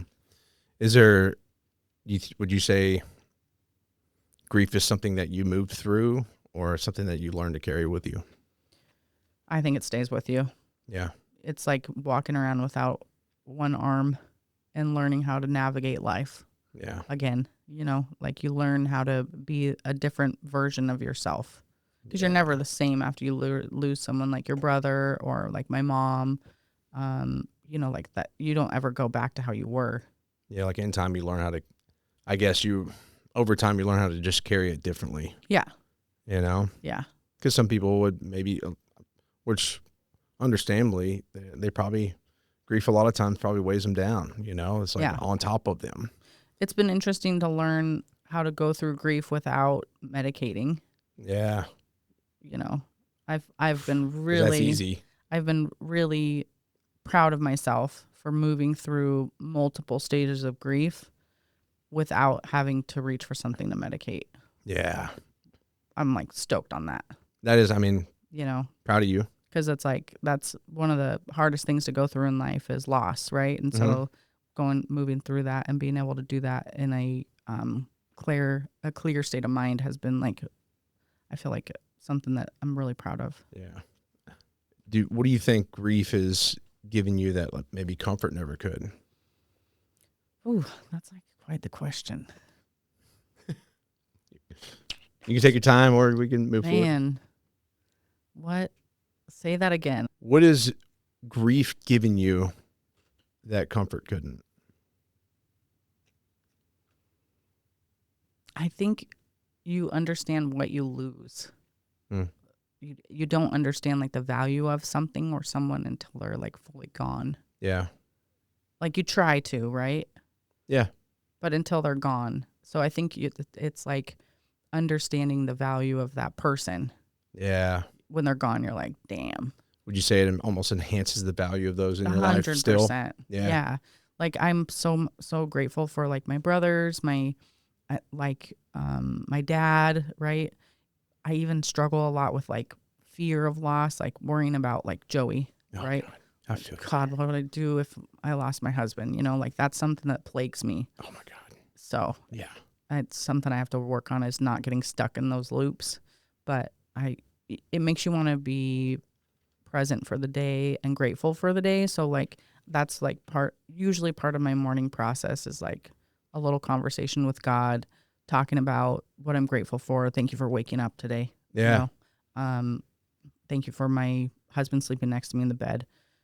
You know, my kids being all under the roof and safe and happy. Yeah. You know, we have electricity, we've got running water, we've got food, we've got all the little things. Yeah. You know, it's easy to get stuck in those loops, but gratitude, I think, is one of the, I mean, I've said like gratitude is one of the most, it's powerful. that's what keeps me moving forward. If I can think about like the pursuit and all this shit, it's like, dude, gratitude is that like one thing that always keeps me going. And if you took all the other things away, any of the other fluff, like what do you really need? Yeah. You know, that's the stuff that I like to talk about being grateful for. My kids, my husband, my dad, like the people, you know, involved. Like, yes, my business is one thing that I'm very proud of, but it technically could go away tomorrow. What do you have, right? Who are you? Oh God. I ask this all the time. Like it's, you know, you get people maybe that materially they've made it to a whole completely level, but strip all that down, what's left? Right. Like truly, you know, and I've had to sit there and that's forced me to reflect in my life. Like I want more of that, you know, I want to achieve more and like give my family more freedom and grow my business, all this shit. Right. You know, too. That's important to me. But I found myself one day sitting there with my wife, almost talking about all these things I want. Yeah. You know, and then I just paused. I said, you know, never mind. She's like, what? I was like, man, I'm living in heaven. I said, I got you. I said, I got Ozzy. Yeah. Like, I got a beautiful life, man. Right. And I think like having that gratitude and that perspective, it also, I think, opens you up to receive the other things. For sure. Because like, I know for me, like when I really focus on a centered state of gratitude, that's when like the world kind of opens up. Yeah. And all the blessings come in. So I love that. Yeah. Yeah. Thank you. I did want to say too, like I've allowed myself to go in. I haven't had loss like that, you know. I sit with a lot of people that have. So you got to think 200 episodes. I'd say 90% of them, 80% of them have shared with me like a heavy loss. Mm-hmm. You know, so I do. That energy is real, you know, and I reflect on it. Then I edit it and I like hone in on those moments. Yeah. You know, and like it sits with me differently. It hits differently when I'm alone with it too. You know, and I find myself constantly in reflection. So while I haven't gone through that, it's almost like through other people, I gain gratitude and perspective on a whole different level. And I'm very grateful for that. Yeah. But I also go down those negative loops of like, what if something happened to Ozzy or Lydia? Like I almost like start choking. Yeah. You know, it's like I almost can't breathe. Right. Because I couldn't imagine that. You know what I'm saying? So again, then going back to, well, you know what? Don't live in fear. Don't worry about shit, Joe. Right. That's not going to happen. And I think for me is like being really grateful for like today. Yeah. Like, and I've talked to my dad about this, like him moving past now losing his wife of 43 years, right? Yeah. He's now like figuring out who he is. Mm-hmm. And like I've told him like, Dad, I just want you to be happy. That's it. I don't care how you do it. I don't care if you meet somebody, right? Of course, that's weird for me as the kid. But I mean, come on, like we have one life. Yeah. Like be happy. Yeah. You know, whatever it is you're doing, like just try, you know? And so I think like watching people through those seasons is kind of interesting. Yeah. Maximize what you got left. Yeah. You know? Well, if you don't mind me asking again, if you could say something to your mother, what would you say to her? The really cool part about being with my mom when she was passing is I was able to say everything that I needed to. Yeah. Yeah. That's cool. That's a blessing. I was able to hold her hand when she passed. I watched her take her last breath. Mm-hmm. And so I don't really have anything that's unsaid to her. She knows how much I loved her. She knows that I forgave her for, things that she did or didn't do. Yeah. And she knows that I know she did everything she could for us. So, and I loved my mom for exactly how she was. So I don't really have anything like that I would say to her. Like, I still talk to her all the time. Yeah. She's here. Yeah, so beyond. Yeah. I can't wait to see them all someday. I love my faith, and what's funny is I tell people all the time, I'm more connected to Christ than I've ever been.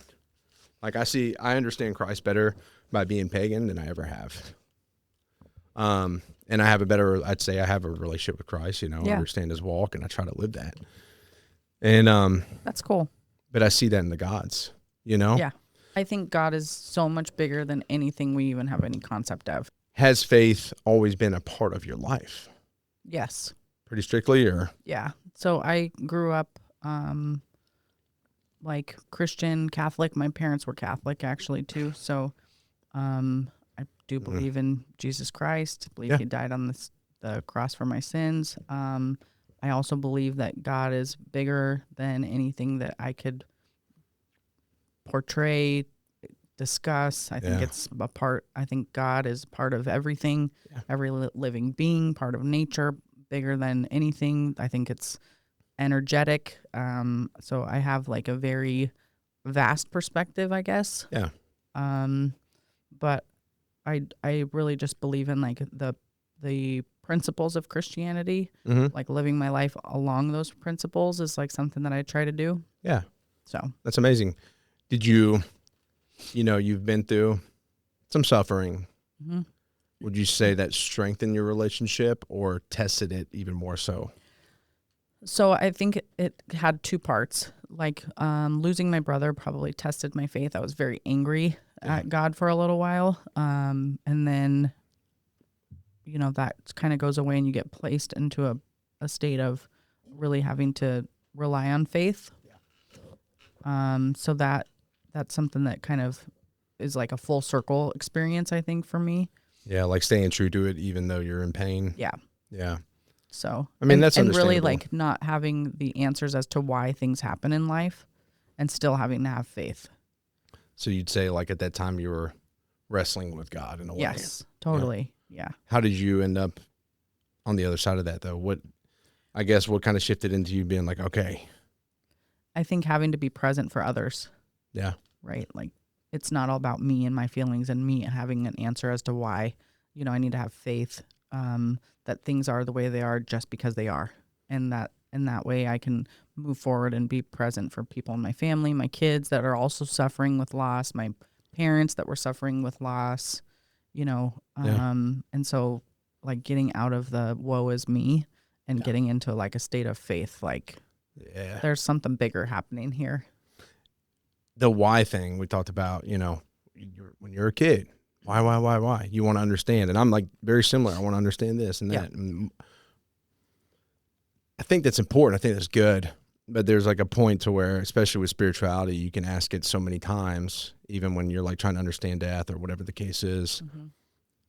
And, people dive so far into it that we're like, okay, well then who created God? If God, what's past that, right? If God's here, then is there a creator for that? And you can just put yourself, what I'm getting at is like the whys can almost put you in a different state of suffering. 100%. People, there's some. We're not supposed to know everything. And that's what it comes down to is faith. Yeah. And just understanding that and trusting it. Like, hey, I don't need to know why all this shit. Right.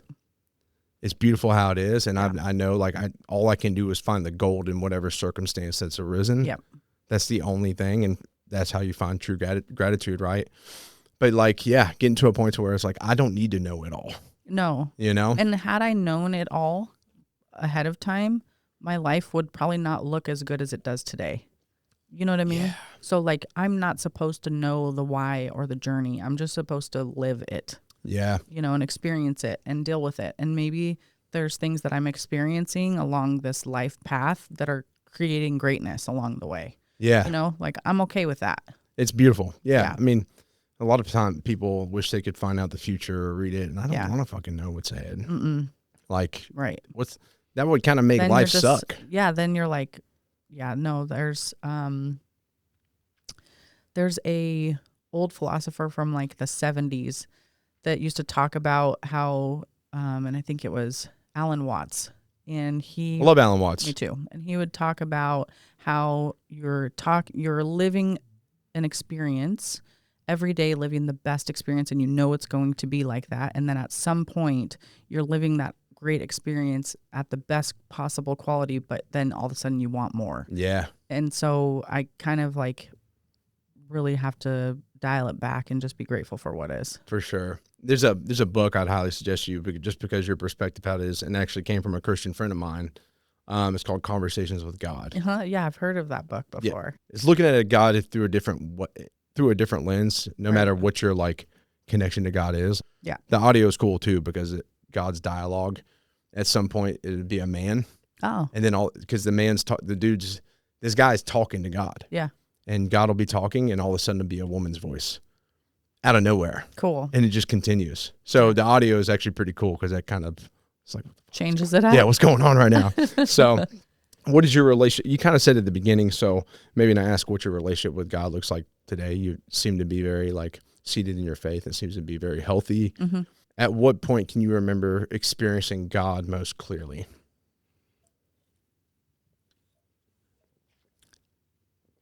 I think I've experienced God most clearly in interactions with others.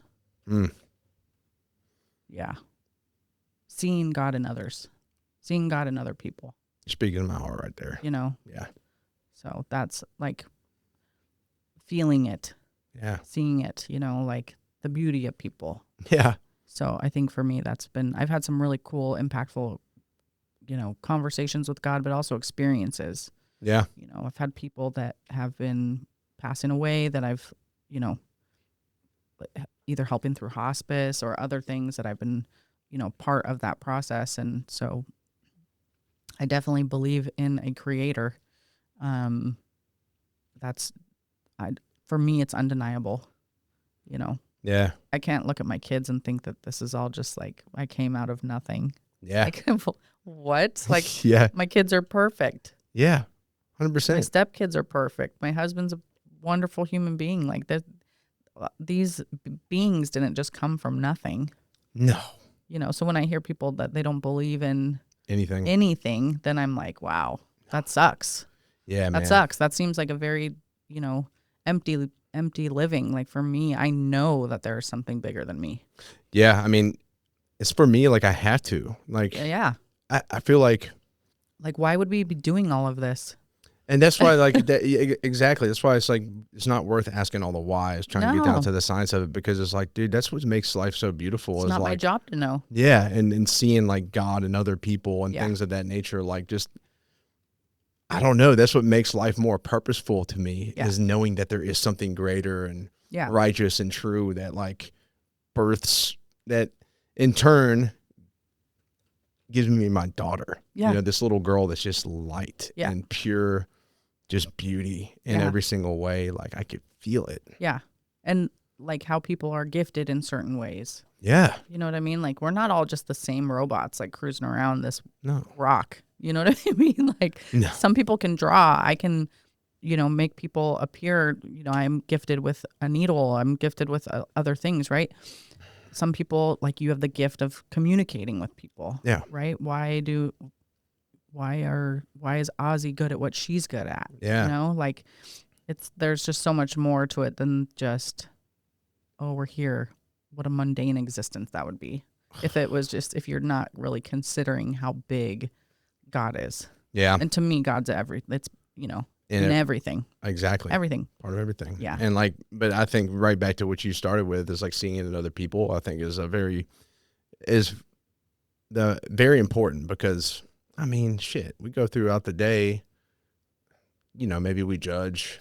I've actually just, like, the past few months changed my thought process with that. And instead of judging, I've now shifted, and it's finally something that I do on the regular. When I see somebody that I want to judge or that I might have a negative connotation about or something, I always say God bless them. And I'm not saying it from a place of like condescending manner, Yeah. like some people might. Yeah. I truly want that person to be blessed. And so whether it's somebody that I'm like concerned with or anything like that, I try to change my perspective. And now I just say God bless that person. And I'm now doing it in a like a more natural state. I love that. Which is cool. Yeah. I always catch myself. Like I'll start to say something about maybe it's in traffic, driving here to Nashville, to Brentwood. I'm like, man, fuck that, it's stupid. Yeah. And I just look. I'm not perfect by any means. Even then, if I get pissed off for a second, I do always sit there and be like, man, I don't know. It's just really cool to be able to like pause and be like, they're in a rush for a reason, or they got their shit going on in life, man. So it's forced me to drive better and just be a little bit more chill on the road and maybe everything. You're not supposed to be there on time. Yeah. I mean, this podcast has turned out pretty damn well. Yeah, and I was an hour and 15 minutes late because I thought we were supposed only to be an hour 10. 15. That's that's like we're just right off the mark. Oh, hey, you said it out loud. I didn't. Oh, it's okay. But well, thank you for that perspective. And one thing I do want to ask, and then I want to move into just a little bit of reflection and ask you my final question. But if you could sit beside your younger self before all these losses and these experiences that you've been through in your life, what would you tell her? I would tell her it's all going to be okay, and don't dim your light to try to help save others. Mm-hmm. I think I did that for a long period of time. Yeah. And now I'm like, I'm the best. I'm sure she gained a lot of value from that. But she, at the end of the day, she had to learn it on her own. You had to go through it, girl. Yep. What experience or pain or whatever it is has become the greatest teacher in your life? I don't even know if I could pinpoint one. I think motherhood. Yeah. That'd be the experience. It wasn't a loss. Yeah. Motherhood has been probably the most profound experience in my life that's helped me be who I am today. Yeah. And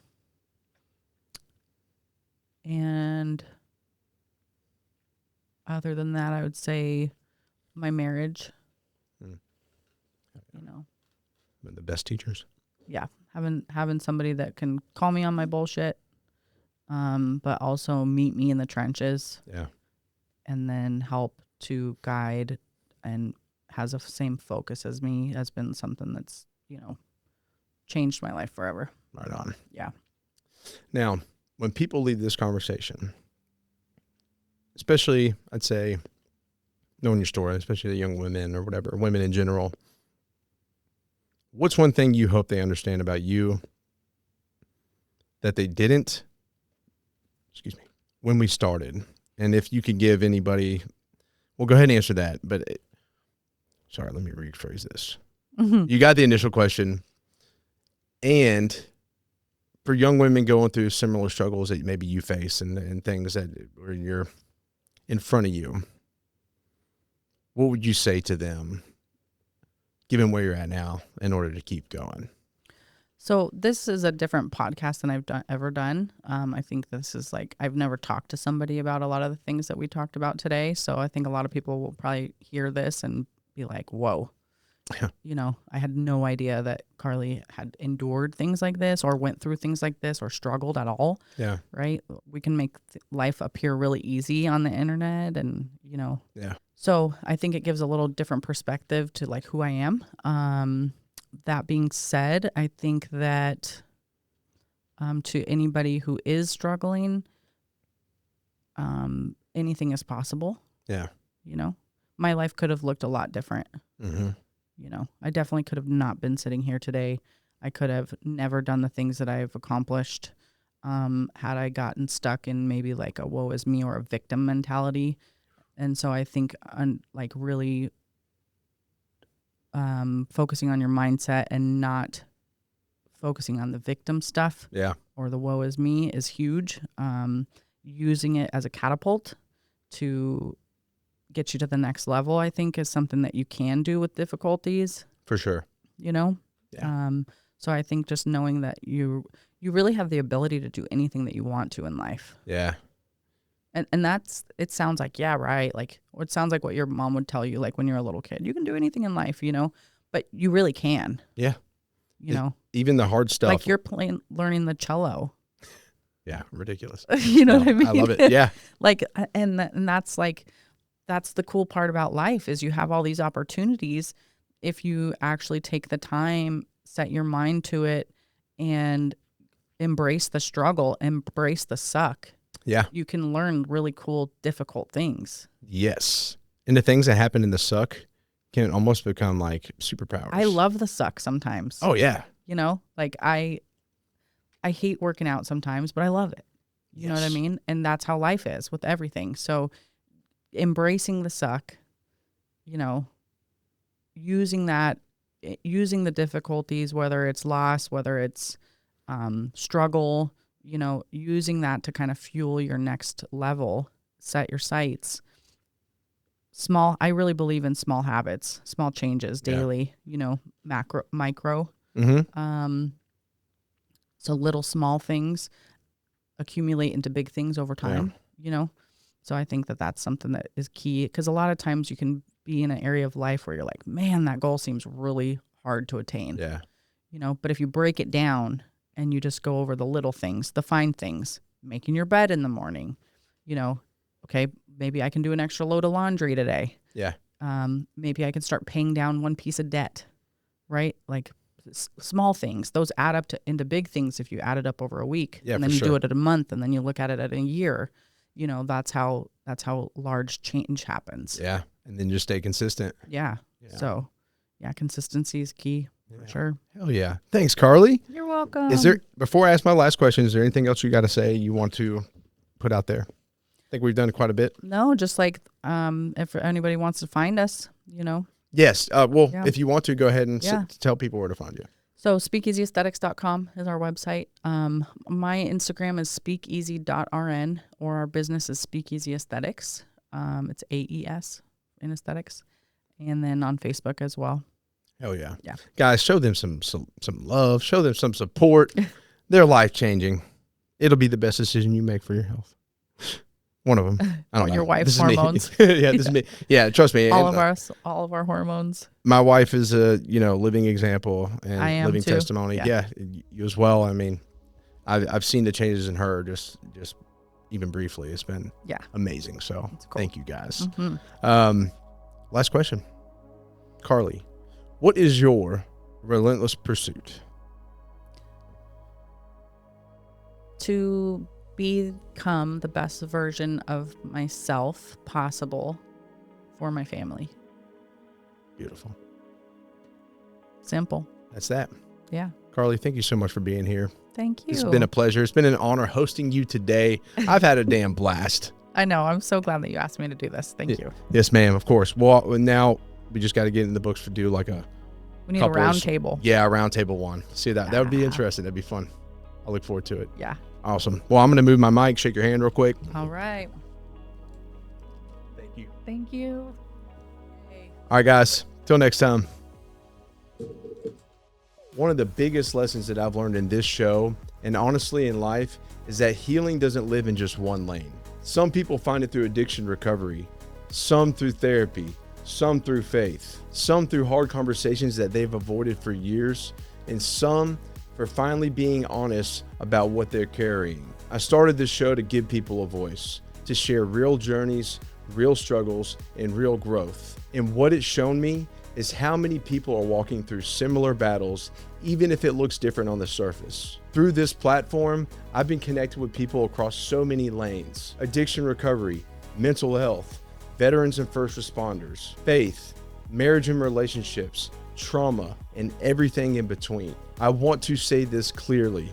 If you're listening right now and you're struggling, please reach out. You don't need to know exactly what you need. You don't need the right words. You don't have to even know exactly where to start. But through my network, I'll do everything I can to get you connected with the right person in the right lane for where you are. That's what this show is about.